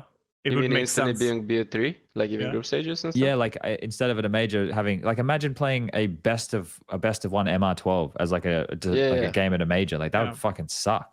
Yeah, I agree. I was But the gonna say math- that when I said about the economy, that if you lose both pieces, you're kind of fucked. Maybe everything should just be BO3 and just fuck BO1s. 100%. I mean, I agree. I mean, obviously, the pugging games now with no timeouts and everything, they did remove one of the timeouts from regulation, at least with the update. So now you have 3, so it will be total then 6, so 6 minutes wasted on timeouts. But like, I think the average time must be so much lower. Like, even though if it's only like, what is it, 6 rounds removed, it makes a lot of difference for like the viewing experience as well. I guess like the pros are playing a lot slower than what people are playing in Premier matchmaking now, but like it will save some time. And if you are watching a BO3 in a Cologne tournament, it might be a 4-hour, 35-hour match if it's a long BO3 with overtime. So if it's gonna be could be cut down to like cut down 1 hour in total in a BO3, it would make a big difference. Definitely, both for a tournament organizer, could maybe fit in one more game even per day. We could go back to 4 best of 3s in a day potentially, depending on how it all fits. Yeah, potentially. So, Yeah.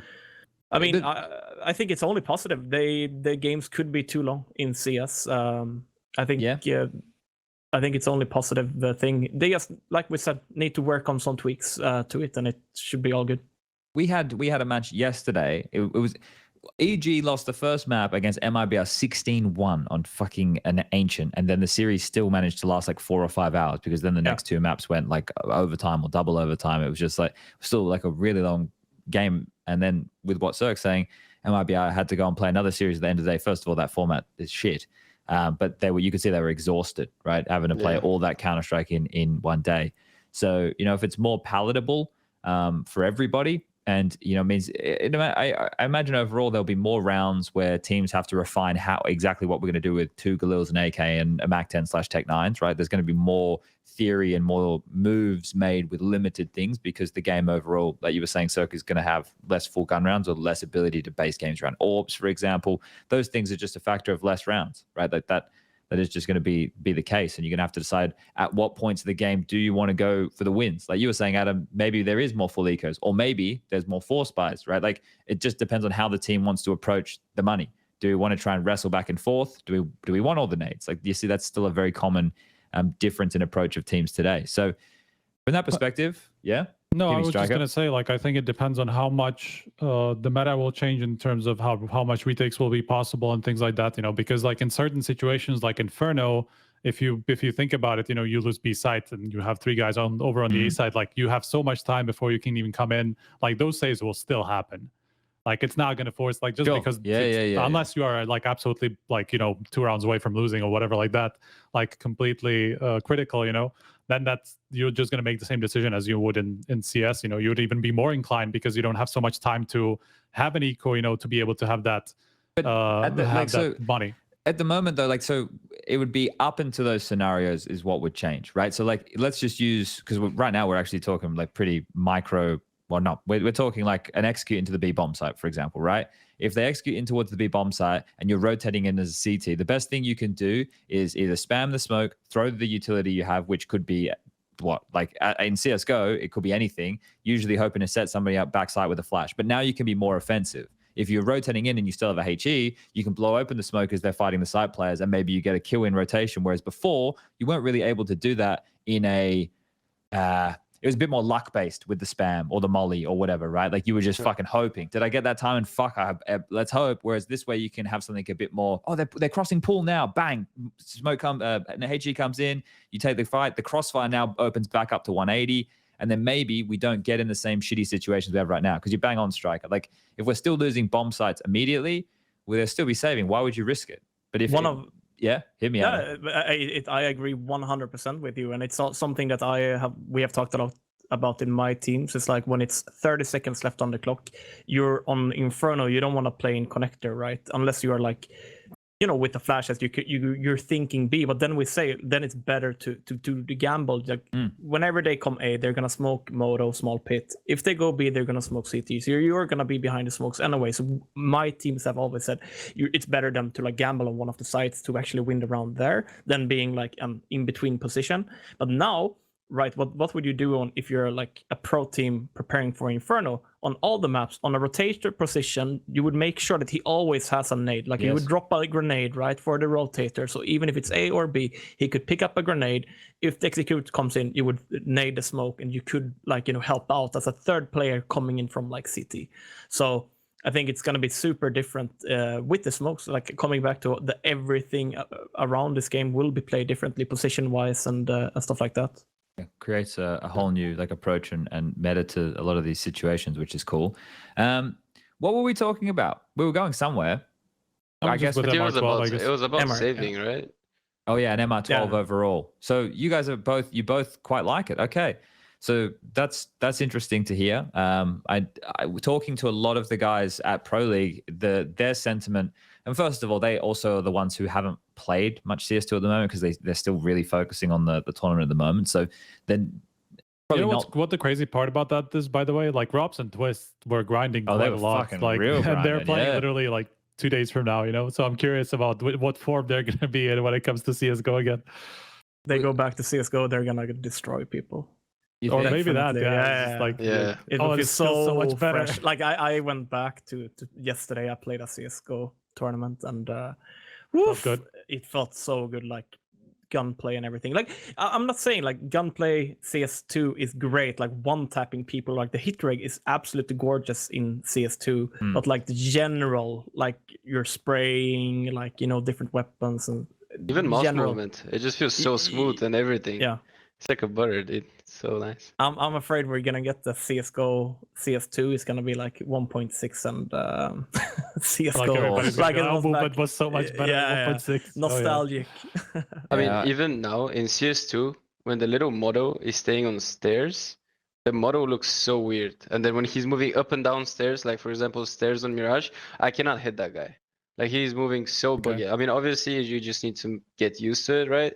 But like I feel like just every part of his body is moving, and I'm not used to it because in CSGO it was just like the legs, right? But now it's like his arms are swinging and everything. It just looks very weird to me.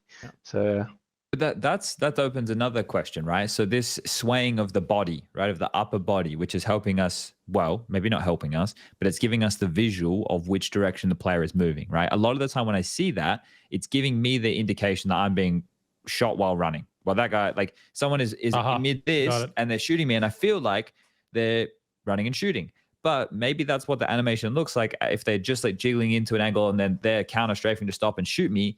That's what it could still look like, right? They maybe just getting back into this position as I try and do some fucking acting over the webcam. But like I feel a lot of the time the players are moving a lot while they're shooting at me, which is frustrating because I'm like, no, that's not fucking Counter-Strike. But maybe that's just something I have to get used to with the way that the model moves. What do we got here, Adam? What do you link me? Look at that. I linked the clip. It's like you said, jumping and like turning. How weird that is.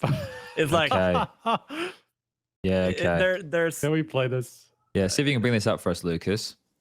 There's definitely things. Yeah, definitely things that needs to be changed. Just like CeRq said, with like stairs, like going up and down, but also the clip I shared now. It's like when you are like jumping and moving. Like when this happened to me, that popped up like a light bulb in my head. Like imagine now entering into a site and doing this kind of jump, like you jump spin.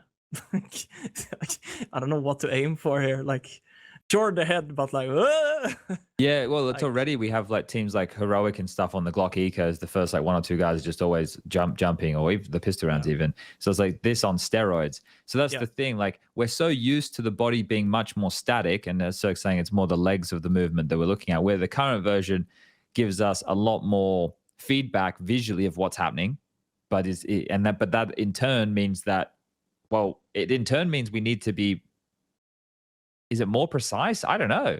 Is it that the model is moving? It's too much. There's like too much going on. I mean, that's my opinion, but I feel like a lot of people will like it because it's like it's 2023, right? Like it should be a thing. I just think that I'm not used to it, and that's pretty much it. Well, if they toned it down, if you had to put a figure, so without, and I know this is really hard, but if you had to say like, okay, so right now what you're visualizing is 100%. Right there is 100% of like the body sway and movement. If you had to tone it down a percentage, what would you want to try? Would you want to try like, okay, if we took like 25% less of that, it was still moving, but we took a decent chunk of percentage out. Do you have something that you would be thinking? I think, I mean, if I was doing it, I would lower it just 25% just to see how it is. The way you said it, just to see how it is. If it's still too much for me, because I mean, not for me, but like for the game, because it's just in my head, it's just too much. I would like to see how bad it gets when it's abused. Like I said, the light bulb moment is like you have one guy entering and you find this, like you press your DPI button on your mouse and you go out and like spin around, rushing out ramp on nuke or something, right? If you are hard to hit when you do that, maybe it's time to like lower it or like fix it, but I haven't tested it enough as well. But like so many things you could try out in this game, but that like I don't think we should be afraid of change. Like I don't think we should be afraid to get something new from CSGO. So just like we need more time. Like I think in general with the whole CS2 thing, they said summer 2023. I kind of, in a way, dislike that. Now they are talking Valve time, so summer 2023. I don't know when it ends there, but like I still feel like we are maybe at least a month away from like if the game now rumor-wise then is gonna replace CS:GO, they should wait. Like they should keep the beta going. Important for everyone, including myself, to send in stuff to Valve. Like what I would like this to be changed, or like I maybe tune it down, or like to test it out in general.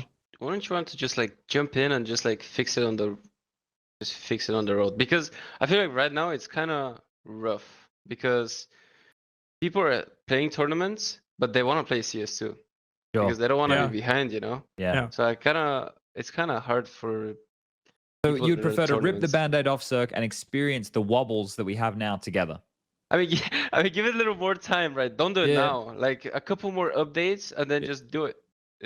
Okay. Because I feel like the best feedback you're gonna get is in pro matches. 100%, and you'll see how the game actually plays with teams looking to define a game plan and approach to the game. I think it's still good to have a little bit of lead time, just because there are still a lot of these like little things that you will find out just stupid through the wall sheer bangs that exist. I mean, things 100%. like this, or like clippings on maps that a lot of people have a problem with, because they can't throw utility properly, just like running, by a wall and stuff like that. Like all these little things, I think it's still good to work out before that.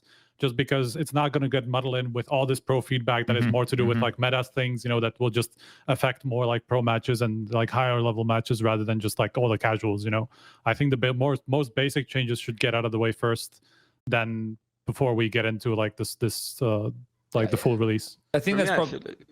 I was just gonna say, I feel like you just add like the important settings, like CO Bob, that kind of stuff. You fix clipping. I mean, CO Bob is a very big thing for me. Controversial, CeRq. I hate it. Imagine people talking about seal Bob and we're left-handers here, just left out of the dry. Like, Yeah, like you add the important settings. You make sure the maps are not buggy. I saw some people like getting on top of Silo and Nuke, and then all of a sudden they're in Inferno CT spawn, like stuff like that. Like you make sure that doesn't happen, and then. I feel like the stuff that we brought up about the time of like the smoke being broken, like you're gonna figure it out when tournaments start running and stuff like that. That is where pro level feedback is invaluable, right? With some of those things, it's not because we want to try and necessarily replicate all of the same mechanics. It's not like all of the mechanics in CS:GO are great. They're just things that we got used to, right? But there's certain things that make Counter-Strike, which is a big part of like the gunplay and how the rounds play out that you want to try and replicate because that's what gives that feeling. So when we're talking about all of these things, if it was like, so this is I was actually in Forest stream a little bit earlier today watching him play some games, and I got chatting with him, and there was with this you know, the swaying of the body, we went up to from where we were playing in the Valve office earlier in the year and went up to where they were doing like the changes, and we literally stood behind this bloke's desk while he adjusted the amount of sway it was, right? Because it was more than it is now, right? And we watched him like literally adjust it in front of us with like a slider and a couple of little things change. So in terms of getting to the point where we can get to that feedback to be like, hey, can we maybe take, you know, 10% out of this? Could we see what it looks like? It was 50, you know, maybe just maybe that's not one of the top priority issues at the moment, and something that can be discussed once we get everybody in and we get all the eyes on it, because right now we're torn. And I see a lot of sentiment. It's like, well, why didn't they give people more access earlier? So you kind of want to avoid having two different player bases,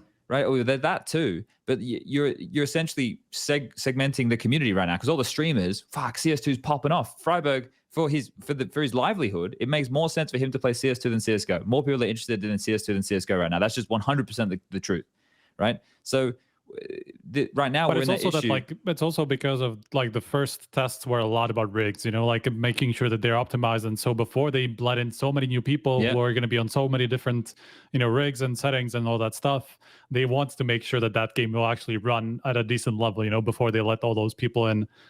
Because like if you come into the game and you suddenly realize, okay, this game is unplayable because it's not well optimized, you know, then you will give up on it immediately, and so it's not going to be a good experience, right?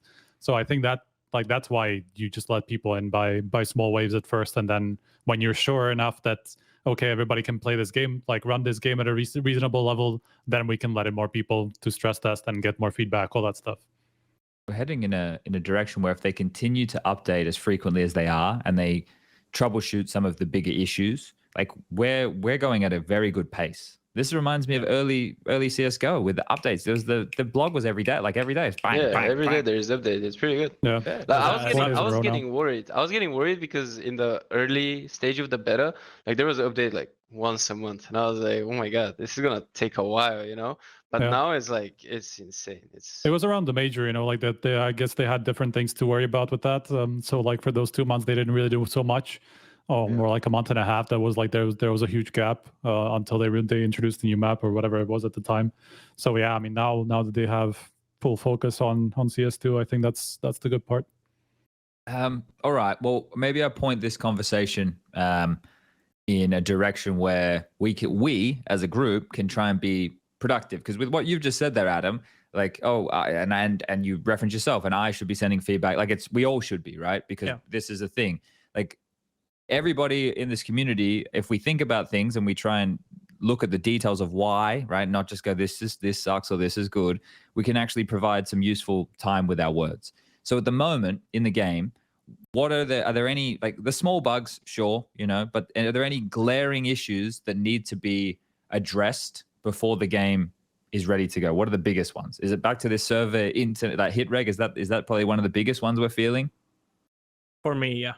Okay. I think if they look into that, or like game way, like small bugs, I don't really care about those because they will be fixed most of the times. They are easy fixes, whereas like I feel like gunplay and movement and stuff will require some more fine adjustment and will take longer time, which is like why I would want them to prioritize that. I know they did, right? It was 2 or 3 updates ago they did change the inter settings, but it needs to be addressed more, I think.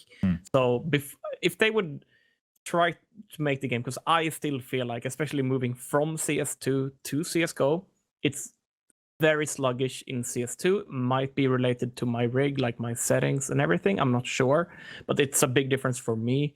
And I know a lot of other people are talking about it. So if they would fix like the movement, gunplay, like the networking, I think is the general term, I think the game should be pretty much ready for release. And I don't think, as long as there's no like game breaking bugs, it should be. Well, what about this one, CeRq? With all the time that you've played, the collisions with your teammates, is it still fucking mind-bogglingly bad? Like it feels like you're bouncing off them like a bumper car? You can't get out of spawn. Like On ancient, because ancient is like it's important what your spawn is, right? To get fast to like cave or to because taking mid now on city side is much easier. It's like it's so hard if people are not giving you a way to just go before them. It's so hard. It's like you're just You need to bumping be and you're more just like mindful. flying. Well, I mean, I feel like that should be No, it should be fixed. Yeah, I but think it that's the should be problem. You fixed. shouldn't have to be. You shouldn't have to be thinking, oh, it's like going up the ladder for heaven on Nuke. Like in CSGO, like if you go, you can bob your teammate up and maybe fuck them when they're throwing the nade. Right? You have to be mindful of that, but you shouldn't have to be thinking about that in all circumstances when you're playing. Yeah. And when you're trying to run up banana, and if two of you are going for banana control and you're first guy, and you maybe bump off him and you're trying to throw the top banana control molly, and now it fucking goes it's fucked. The whole round's over. You know, I mean, well, that can happen in CSGO as well, right? But it feels more normal the way the bumping happens. But in CS2, it feels like you're even 5 meters away and you're bumping, and he's like going in the other direction and stuff. Like it doesn't feel normal, I would say. Yeah, I feel that. That's something that definitely needs to be looked at. So that is probably also relates to what we were talking about with the networking, right, Adam? Because I think so, the server trying to decide who's where, and then you're knocking each other out of the way. So they just need to change the way that, and I make it sound so easy, but I imagine that dynamic needs to be looked at. Ancient, you just brought up a good one for me, CeRq. Do you think that they should revert the spawns? And do we even think that they realize that they fucked the spawns? Because they made the T-spawns worse and further back. But in the current iteration of Ancient, when I talk to like the Snappies and Carrigans in the world, they're like, the map offers up all these different options. Slow, fast, you can do everything. Like the current version of Ancient with the spawns is fucking great. The CTs, as you mentioned, are going to have too much space. Do you think they should change it back? I'm not sure. I feel like right now it's kind of easy for the CTs, but I feel like it's matchmaking. Like I can't really say. Okay. Know? It's because you just double molly mid, and then you just have mid, and then if he's trying to fight, it's he's on a suicide mission pretty much. So yeah, I can't really say, but I feel like they should be reverted because Ancient was a good map. Like I don't think they needed to change that. Okay.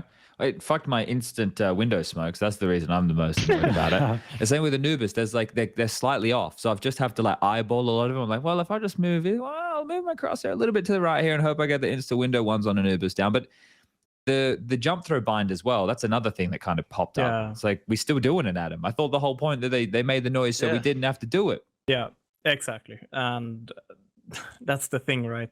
They kind of removed the possibility to bind 2 keys to 1 button, but then people just do aliases, and then now it works. So, in my opinion, I wonder if those are going to go away, by the way, because of that.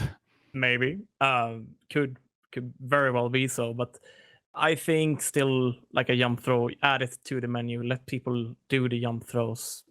They've already, I can tell you right now, Adam, literally we were in the office and we mentioned it to them, and then overnight they went and put it in the next version of the game we played the next day. And then so I was talking about it when we were at EPL and it came out as like it was a thing.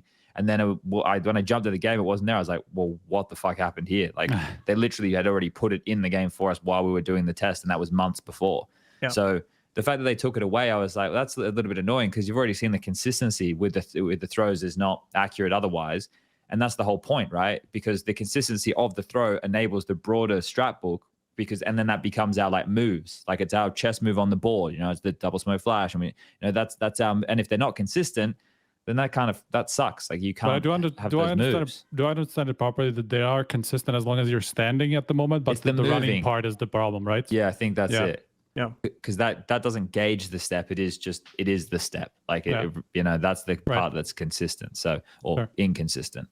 Yeah, so I mean, with that change, like add that one plus now, then like we said, skyboxes are gone, and less of opportunities on majority of the maps, at least to do some cool stuff.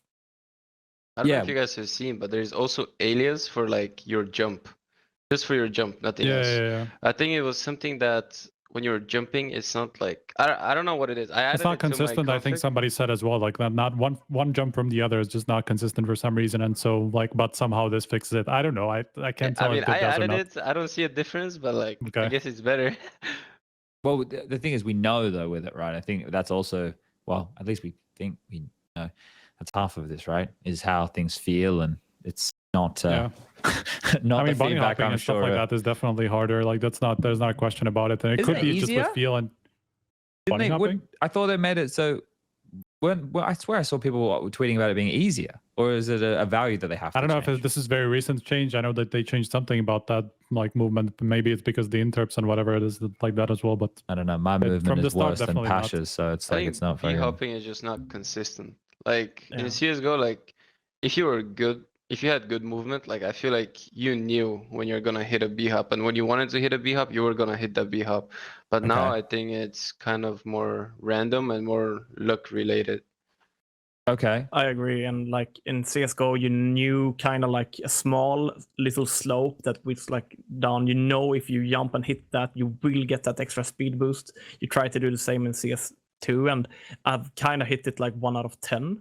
And it's just weird, like it's not consistent, like CeRq is saying. So I wonder like, how much that has to do with audio and how much that like registers in your feedback. brain when you're supposed to jump again. You know, how much of it is just like the weird off be. feeling of the audio, and also like I don't know, like the way that models hit the ground as well. Like I'm not sure exactly.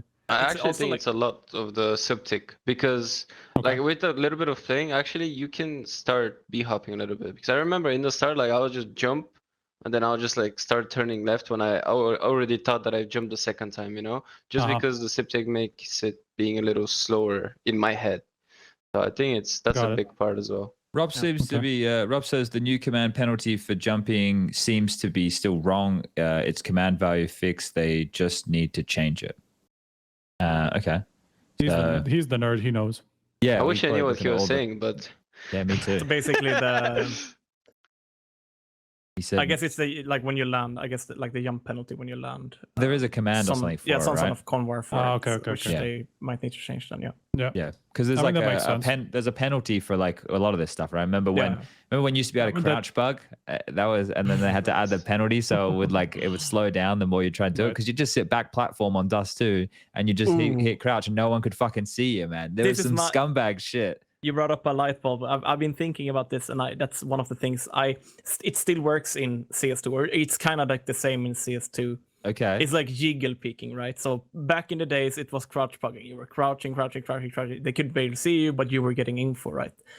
I personally dislike jiggle peeking a lot. I know CeRq will love it because it's for an AWPer. It's kind of like the easiest way, or the only way to kill a guy jiggle picking properly is by going with an AWP and shooting his arm, but you can't insta kill him with an AK because he's not obviously showing his head when he's jiggle picking his shoulder, right? I think that's one of the things I dislike the most about CS right now, because it slows down the gameplay so much. 95% of the positions where you play on CT side, you can literally jiggle with the smoke in your hand. You see someone, you back off, drop the smoke. Sure, now they can nade it, but it slows down the gameplay so much. Like, I don't even know if this is possible. This is just like a thing which I thought would be cool to try, so people can't stand and jiggle peek for 1 minute. Like jiggle, and then they spot one, and then the smoke is dropped. So you basically wasted all the time you were jiggling plus like 20 seconds if they don't blow the smoke. So, like, it's just a light bulb. Like you just want it to be moment. more punishable. Let's say. I think so. Yeah, I think like jiggling should maybe be slower, or at least make it so you can also punish them with a rifle. Because right now, what you need to do is to send your AWPer to somewhere. If you know that they are always jiggle picking this position, like a donut on ancient, whatever. Yeah. You send your AWPer there, he will kill him. If you go with a rifle, it's like 1 out of 10 times you might hit a lucky headshot with an interp. So I think that's something that could also speed up the gameplay. This happens a lot in CS:GO, though. I don't know if it's maybe it's a bit more punishable because they show more of their body, but I mean this is very normal in CS:GO now as well. You just jiggle corners, you know, with like Inferno B side is like the biggest example, you know, like you just jiggle corner and until you see like an arm or something, you just drop a smoke. But it's common almost across all maps. It's Every more map, yeah. depending on what you're doing, right? Like if you course. don't have support and you're anchoring down a position, like Yeah, I mean exactly. Those you know. people will do that fucking the entire game. Poor guys. I guess, but that's the thing, right? Like I don't know if I would want to punish the movement for doing a defensive move like that. So you still have to be quite precise with how you do it. Like some people are lazier with their jiggle peaks than others, right? So I don't know. And it's the same with jump peaks and stuff like that, right? Yeah, like I'm with Adam in the sense that it's a stall tactic, but that's the tactic. So Yeah. I don't know. I don't know how I feel about like punishing for that, but because it's also used as for tease when you don't have util for something, right? Like you'll bait a shot or you'll bait a reaction with the jiggle instead of if you don't have a flash or you can't set up like a combo, or you'd run like, because it's just I hate it because what it's done to the modern game of Counter-Strike is slow it down and make everything meticulous, right? Whereas like the game of Counter-Strike when we were playing back in the 2014s, 2015s was a lot more shock and awe. Still, there was sensibility to what we were doing, but there was less disengaging and making a more calculated and instant decision. Whereas like Counter-Strike, when we played it, was just fucking bang. You're either all dead, right? Or you're all really late. Like it was just a lot more in itself. Whereas these moves we're talking about help the game get broken down into more chunks that should have appreciation to their detail. I think we were with more broad strokes than the modern game. So I don't know. I would like there to be an element of the game being played a bit more rough and tumble, which is what we saw out of like the Apexes and stuff at the major who are playing more pacier overall Counter-Strike. But I don't know how I feel about having the jiggle nerfed. Or make the edges of corners like more spammable. Spammable? I wouldn't mind that because like, then, so yes, then you that's could a good one. literally like maybe not kill people, but like actually, or like yes, tag more them, of a, yes, I like that. That's a good. That's good. I think that's a good. Yeah. And that would bring back an element of the game of, well, as a T, do I now want to commit to this, or is there now like another CT holding that wider angle as I'm spamming? Will he swing back out wide now? Like that creates an interesting dynamic. I like that. But it's also something that people have used kind of like to counteract the peeker's advantage. I mean, even in CSGO, a lot of the time operas will do this jiggling, without getting scoped in. First of all, just to avoid a flash, like pop flashes, like to have a better chance of avoiding it, let's say. And then they just peek once it pops, and they take them off guard because they're expecting it to be like a god flash, right? But people also do it just to counteract peeker's advantage. Somebody's peeking you, but then you're peeking them back essentially. Like you understand when you're supposed to peek because you just see it as you're jiggling back, things like that. So it will affect like different sort of like usages of that, let's say. You have to do that in like from what you said at the start of the show, CeRq, it sounds like that's what you have to do all the time. Oh, yeah. If you're a CT, you're not holding. By the way, like I saw a tweet or something and someone was saying, I'm not standing still. I'm literally just strafing backside on Anubis. I see someone B main, I just swing. Like if I'm holding him, I'm gonna die. And it actually happened to me yesterday. I'm holding it with an up and this guy is not even peaked yet and I'm already dead. So it's like I kind of agree, and I feel like more and more people will start doing it. But I hope it gets fixed though. Imagine we played that. Like, I mean, it definitely has a lot to do with the interp values and stuff like that, because that's something that definitely helped fix it, at least to some degree. So maybe that's just something that needs to be tweaked in that aspect, so that the input delay isn't like getting increased by that. You need to be able to hold angles in Counter. Well, actually, there needs to be a bunch of different variations to approach scenarios. That's the beauty of the game, right? So at the moment, it feels like hard holding angles without an AWP is near impossible unless your name's Nico and you plan on one tapping everything under the sun, right? So okay. So now it's holding an angle. You either get Jiggle peak or Ferrari peaked, right? Yeah, right. Yeah. Or then the motherfucker with a jump in Mach 10. There's so many different things to have to worry about. Okay. Hold up. I keep getting called a big time waffler.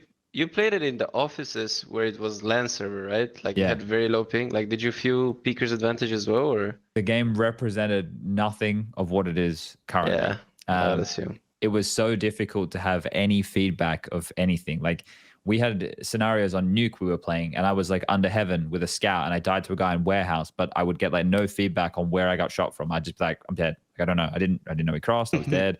Like there was even when you're shooting, we didn't even have the feedback on if we were getting the dinks or whatnot. Like it was just the feedback at the time was really bad. The optimization from the first day to the second day got like, I would say over 100% better. The audio was pretty rough. We had things where like flashes were like source flashes. They were so strong. Like they would completely like deafen you and you were blinder for longer. So it was compared to what came out for the more open release for everybody, it was much, much worse. So hard to tell in terms of like the net code and everything. Harry's Deagle was pretty sharp though. So Forrest copped that in the face a few times. All right. Well, what else have we got here? I feel like, have we missed anything major, Striker, from your perusing of the interwebs? Like No. There's obviously a lot of things that are happening, but we've had a nice broad conversation here today. Yeah. I feel like the loadout is a big thing. The loadout? What? Oh, Yeah, that you can okay. have the both M4s and that kind of stuff. What are you running as an AWPer? But honestly, everyone is removing the scout. I kind of hate it. Really? Yeah, well, you need the scout, right? Well, Right, as an AWPer. I'm keeping it, but everyone else is removing it. So how are they gonna But drop what are they me a removing scout? it? What are they removing it for? like for an auto They're- sniper or AUG? No. So they both can have both M4s, M4s. FAMAS. Yeah. And an AUG though. Like, Yeah, that's why. Yeah, for me, I removed the AUG. And Yeah, I was that's what also I'm- gonna say the FAMAS is kind of nuts. I feel Okay. like it's Really? better than in CSGO. I feel like Burst it's is better. By the Glock and FAMAS burst, slightly bit better. They should buff it more though, make the FAMAS more viable. Because FAMAS, I'm gonna say this like I said 1,000 times now. My dad once said to me, "Don't buy a French car." And I'm gonna tell my kid, never buy a French weapon. FAMAS is absolutely horrendous in CSGO, but it is better. I do agree with you, CeRq, in CS2. But they should buff the burst, make it viable in that sense, right? We don't have a good burst weapon in the game, so both the Like Glock and 1.6. FAMAS. Yeah. No, remember Sneel for you old schoolers out Yes. there, yeah. Swedish player. Yeah. He was main FAMAS in 1.6, right? He Yeah. was insane with it. He was like so- the only guy basically who was playing it all the Fucking time. nuts with it. Yeah. though. So like I'm saying, they should do something with the burst, but Glock as well. I think Glock is better though. And Get Right is always bursting with the Glock, but I think I've seen more success than what I've seen in CS:GO with it. So I mean, of course, Get yeah. Right would, because he's the one from 1.6 who was used Yeah. to using it like when you were jumping around corners and just bursting people. So I understand. I would love that. And here's a few other things I would love to change. And I have a hard, especially in MR12, I'd like justice for all the AWPers like CeRq out there. No longer should he have to be under the proviso of only $100 kill reward for an AWP frag. Let the man live. Let him splurge a little. Let him hit $300 like everybody else. Give him $300 for CZ75. Same thing. Liberate the CZ. Give it $300 kill reward. And the defuse kit, make it $200.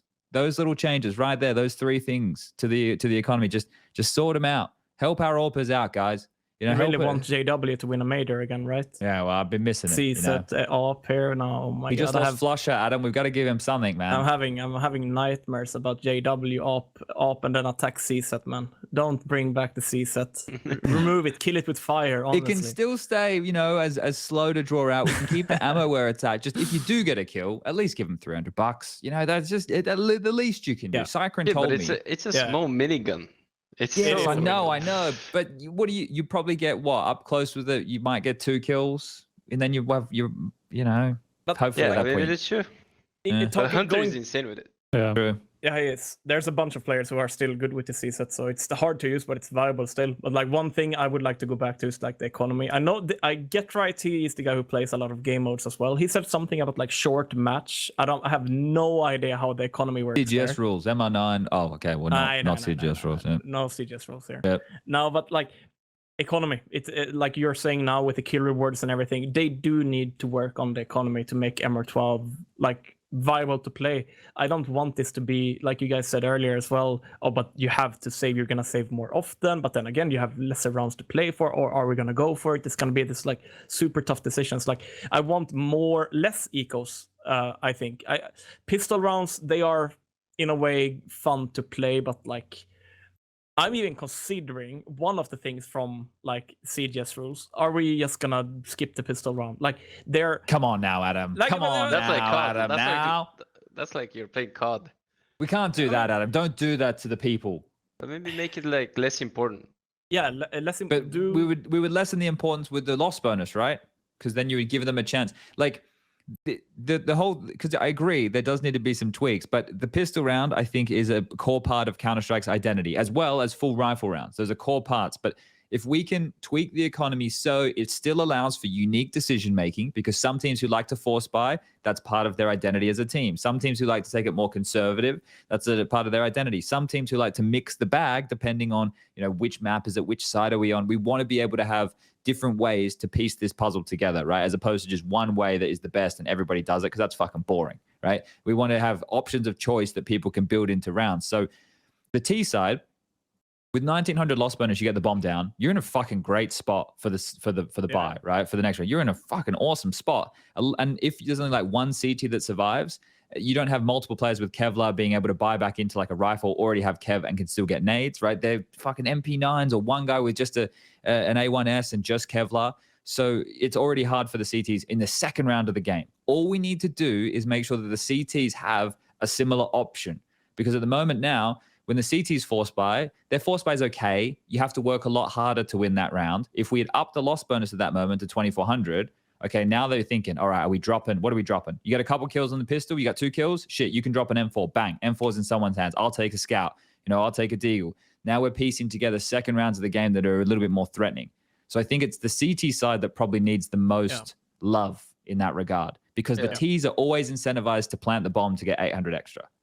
They already have an incentive. I mean, not only, like you said, the M4, it's more expensive than the AK. If you buy a Molotov and a kit, that's $1,000. Like, it's fucked.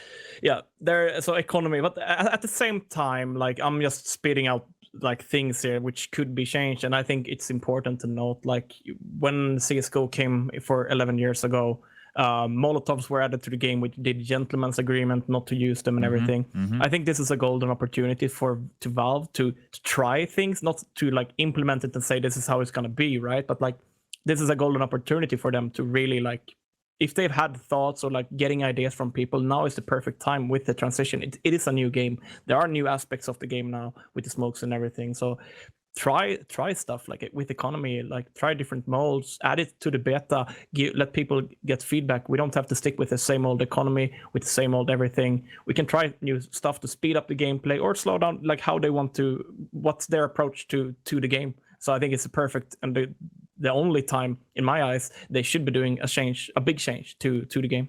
I feel like they'll probably do it.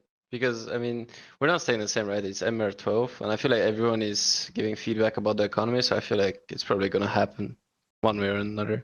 Yeah. I think something that is very important to keep in mind with this discussion that we're having right now is there might be a general sentiment that we want to achieve exactly what we have right now. And I think that is coming from a place of everything is really good in Counter-Strike right now. The competitive scene is in a pretty decent spot. Sure, probably with these partner leagues over the last couple of years, but we know that's going to change in the future. The game itself feels great, right? I think it's the best version of Counter-Strike I've ever played, even with my 1.6 nostalgia, right? Like I can admit that this is the best version of Counter-Strike that has ever existed, CSGO as it is right now. So then when something new comes like this, and then we're having drastic changes, like the game itself feels different, and then the way we're going to play the game feels different. But I think to Adam's point, as we move down the line into the future, we don't have to be stuck. We actually have something that can be changed and experimented with quite easily. It's not a physical thing like a fucking football pitch where you're confined by, no one's coming in and saying, hey, let's only play, half a football pitch, and they just like change the rules to that. But we have the ability to change some of these things to make the life more enjoyable for the people playing, watching, and enjoying Counter-Strike, right? So if it's removing some of these dead rounds, if it's removing, some of these gimmies and making the game overall more exciting, enjoyable, and more decisions, that's good. And Adam's bang on. We should be willing in the early stages of this, because this is the next chapter of the CSGO book. It's or the Counter-Strike book even. It's a fucking huge book. This is just the next chapter. And the future will continue to evolve. Eventually there will be a new Counter-Strike in another decade from now, right? And we'll be having this conversation again. And CeRq, you'll be an old man like us then. And then me and Adam and Striker will actually be in a retirement home. But this is the thing. This will keep happening. This will, every so often, there'll be a new Counter-Strike. So we just need to point our energies in the right direction. And I think with conversations like we've had today, we're doing a good job at that. So, yeah. We've been going for about 2 hours, gentlemen. I don't want to hold people here for too long. So do we have any other hot topics that we need to get off our chest before we close down this podcast for the day? Not really. We address the cheaters, right? Let's make sure they're not there. The cheaters, okay. The cheaters, yeah. All right, I agree. We need I think what I said earlier, is kind of important. I really think that people should just give up on CS:GO for a week and try to play CS2 only, and then make an opinion rather than just shouting at the clouds, because I think it's really impacting people a lot. Just going back and forth between them and just looking at the differences and focusing on them too much, because the feel like you will not get immersed into the game completely as you have been in CSGO, unless if you don't have a clear experience, So I think it's just really important for you not to play. If you really want to give CS2 a shot and like have an understanding of how it works and what you like, what you don't like, you will just have to stop like considering it as like a CSGO update. You just have to start playing it as a new game. I mean, also friberg has to say, like, I feel like the CS2 beta now is better than what CSGO beta was. I played a little bit of it, better, and CSGO beta was kind of rough. It was crazy bad, yeah. it was like I said earlier. Like I think it was close to how Shad and the guys played it in the Valve office for a couple of months ago. That's similar to how CSGO beta was when it came like Lots out. of We could issues. play it Yeah. at home. Yeah, Yeah. it was absolutely bad. And I've been even saying that on my stream as well. We should be super pleased that we're getting this good of a game, which is still in a beta that's close to release. If you look back on how it was like 10 years ago, 11 years ago, Yeah. obviously times have changed. The technology has been developing, but it's still a great game for being a beta. And we are talking about things which, in my opinion, they could change if they wanted to. If we're talking about netcoding with a click, most likely. But yeah, it's we're getting closer and closer, and I think we should be open-minded. I think that's what everyone should be. Open-minded, play the game. Don't sit and read what other people think about the game. Go in and get your own opinion on it. And if you have spend any some time. feedback, exactly, spend some time on it, because they are listening to everyone. I know people are like, okay, well, my voice wouldn't be making a difference. It very well could be. I'm gonna say, like, now they are more taking him, like they've even sent out their email address. Back in CSGO beta, there were a bunch of pros who could have had like or I know a lot of pros messaged me to email Valve about changes. So like really take your time and put together an email. I've been not doing it. I'm sorry. I will try to send them a feedback email. I'm sorry, but do it.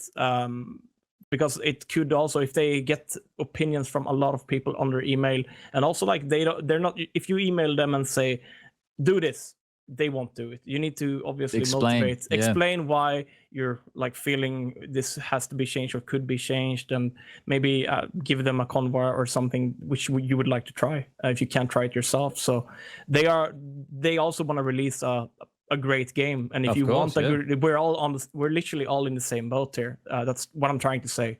So don't be afraid to be open-minded and send them feedback. And for any pros out there who do like have CSGO's Twitter account following them, just send them a DM, like in the same way, like, hey, this is something that I don't enjoy about the experience, and this is why, or this is something that I feel is, you know, not similar to this, and this is what I would be looking for. And you know, maybe they reply, maybe they don't, but they'll definitely read it. Right?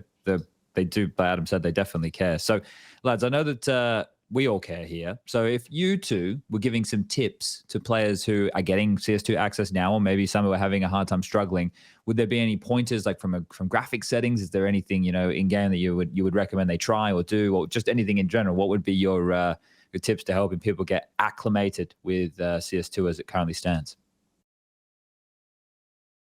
I think testing settings.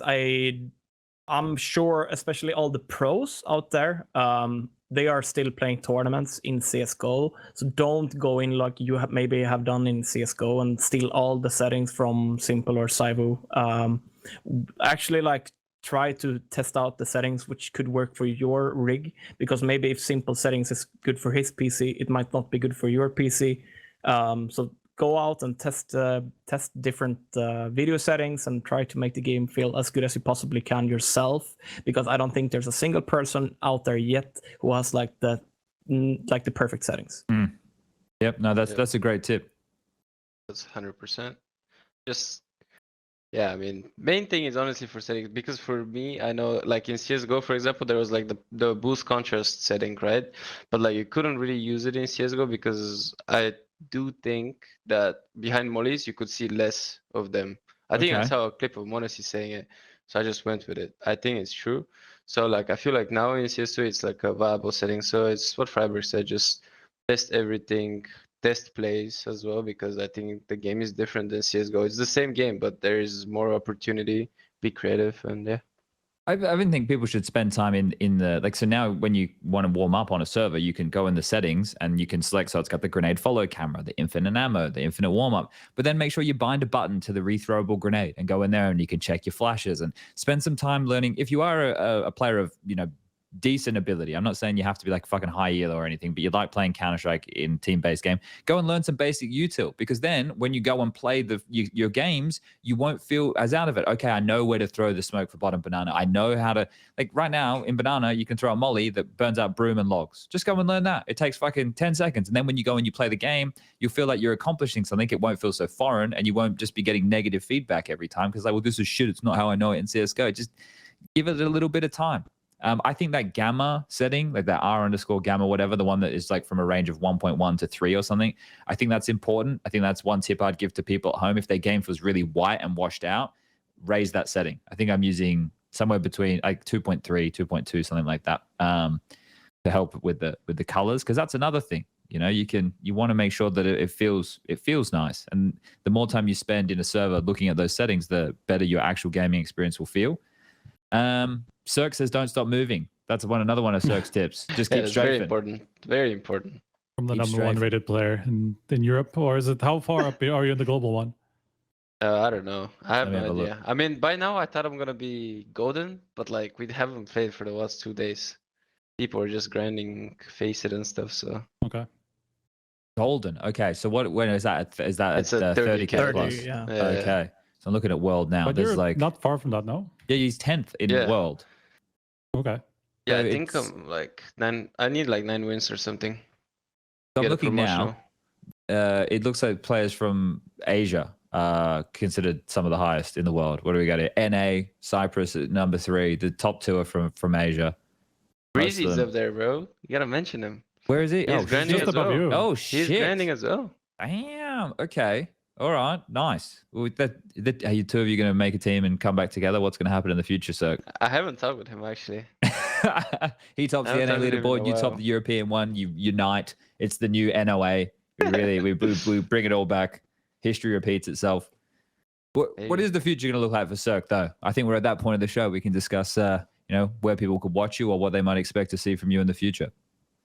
I mean, for me, honestly, like after EG, I was just like chilling. Like I wanted to refresh, honestly. Like I had some offers, but I didn't want to jump into a team because it was just too much for the last 5 years, like being away from home and stuff. So I wanted to chill out, and then CS2 was coming out, so I was like, I feel like it's the best not having a team at this point, just like figuring out the game and having more time. Because right now, if I'm at Pro League and I can't spend as much time as I would want in CS2, that would be kind of like I wouldn't want that. So like, yeah, I just decided to wait for CS2 and then we'll see how it goes. And mate, But it's you're only also- 23. Dude, I'm getting old, dude. Mate, you're only 23. Dude, You're only actually, 23. people are calling me boomer already in Bulgaria, so it's like it's kind of rough. 'Cause you're Standing big. invitation to the boomer demons, then I hear. The youngest member of the Boomer Demon CeRq in the pack, the number 1 ranked on the EU leaderboard. No, but it's okay. So this is kind of, you're going to wait and see what the future holds, I guess. This is must be a really exciting time coming up. So your motivation starting to ramp? Yeah, of course. I mean, it's always been like that, but it's like now it's like a new game, so I feel like it's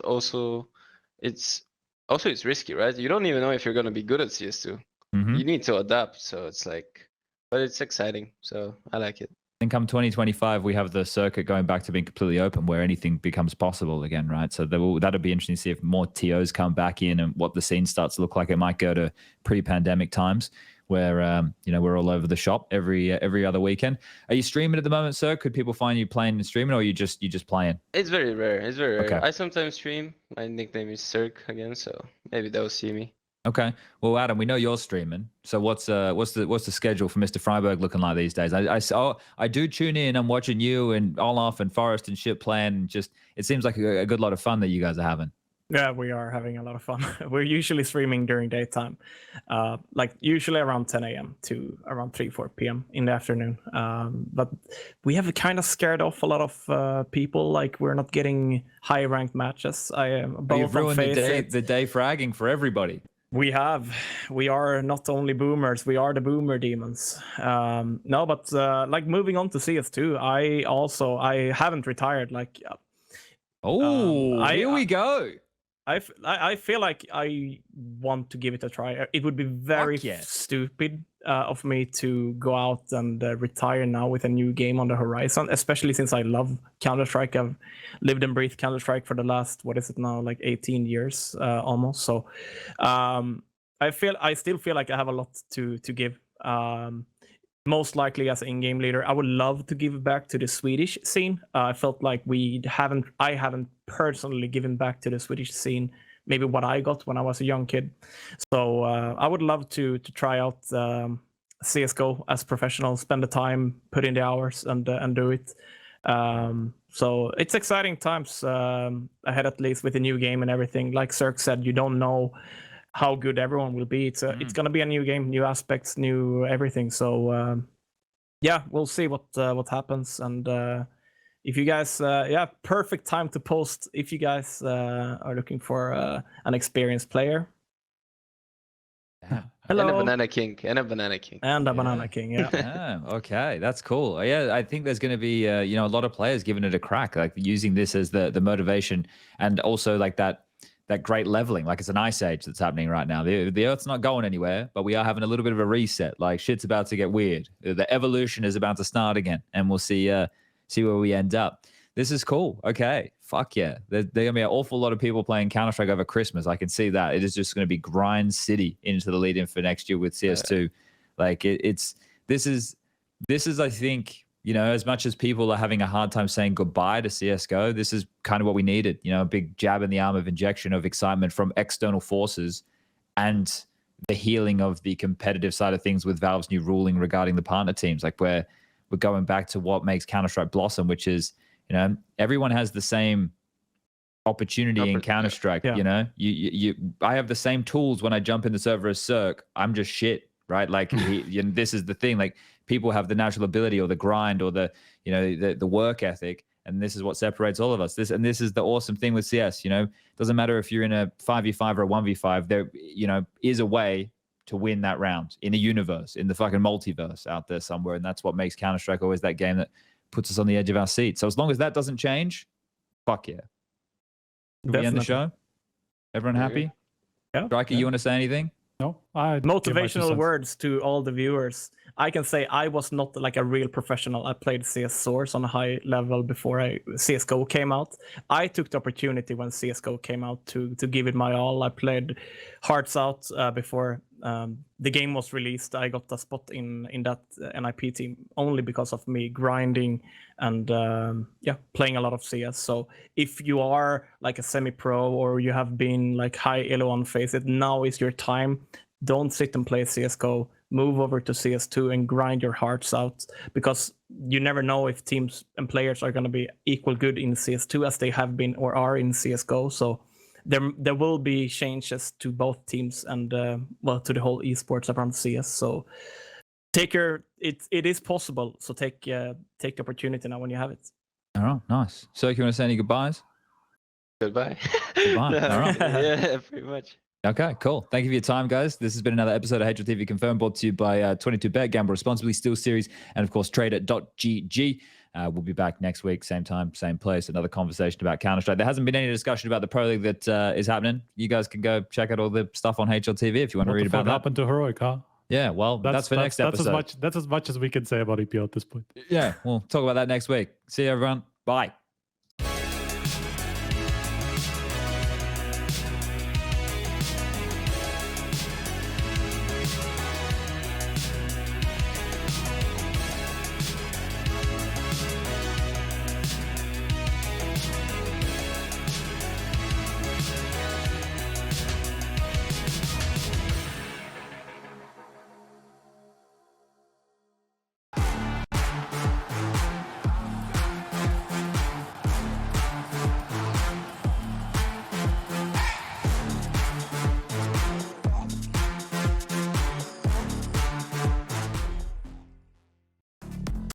Best esports odds, VIP program and a variety of bonuses, fast and easy withdrawals. Bet on every possible CSGO match and tournament, as well as any other esports game. Only on 22Bet. Are you tired of your boring old skins and looking for beautiful new ones? Tradeit.gg is your place to go for easy and secure trades within seconds. Simply pick and choose whatever item you want to trade from Tradeit's huge inventory. Verify the trade on Steam and you're ready. With the lowest fees in the market and a beautiful, easy-to-use UI, Tradeit also offers you the option to instantly sell your items for cash. We accept a wide variety of payment methods. Tradeit.gg is the go-to place whenever you want to try out fancy new skins. Start trading today at Tradeit.gg. It's a good vibe, It's a good vibe, trend, trend, trend, trend. It's a good vibe, trend, trend, trend, trend.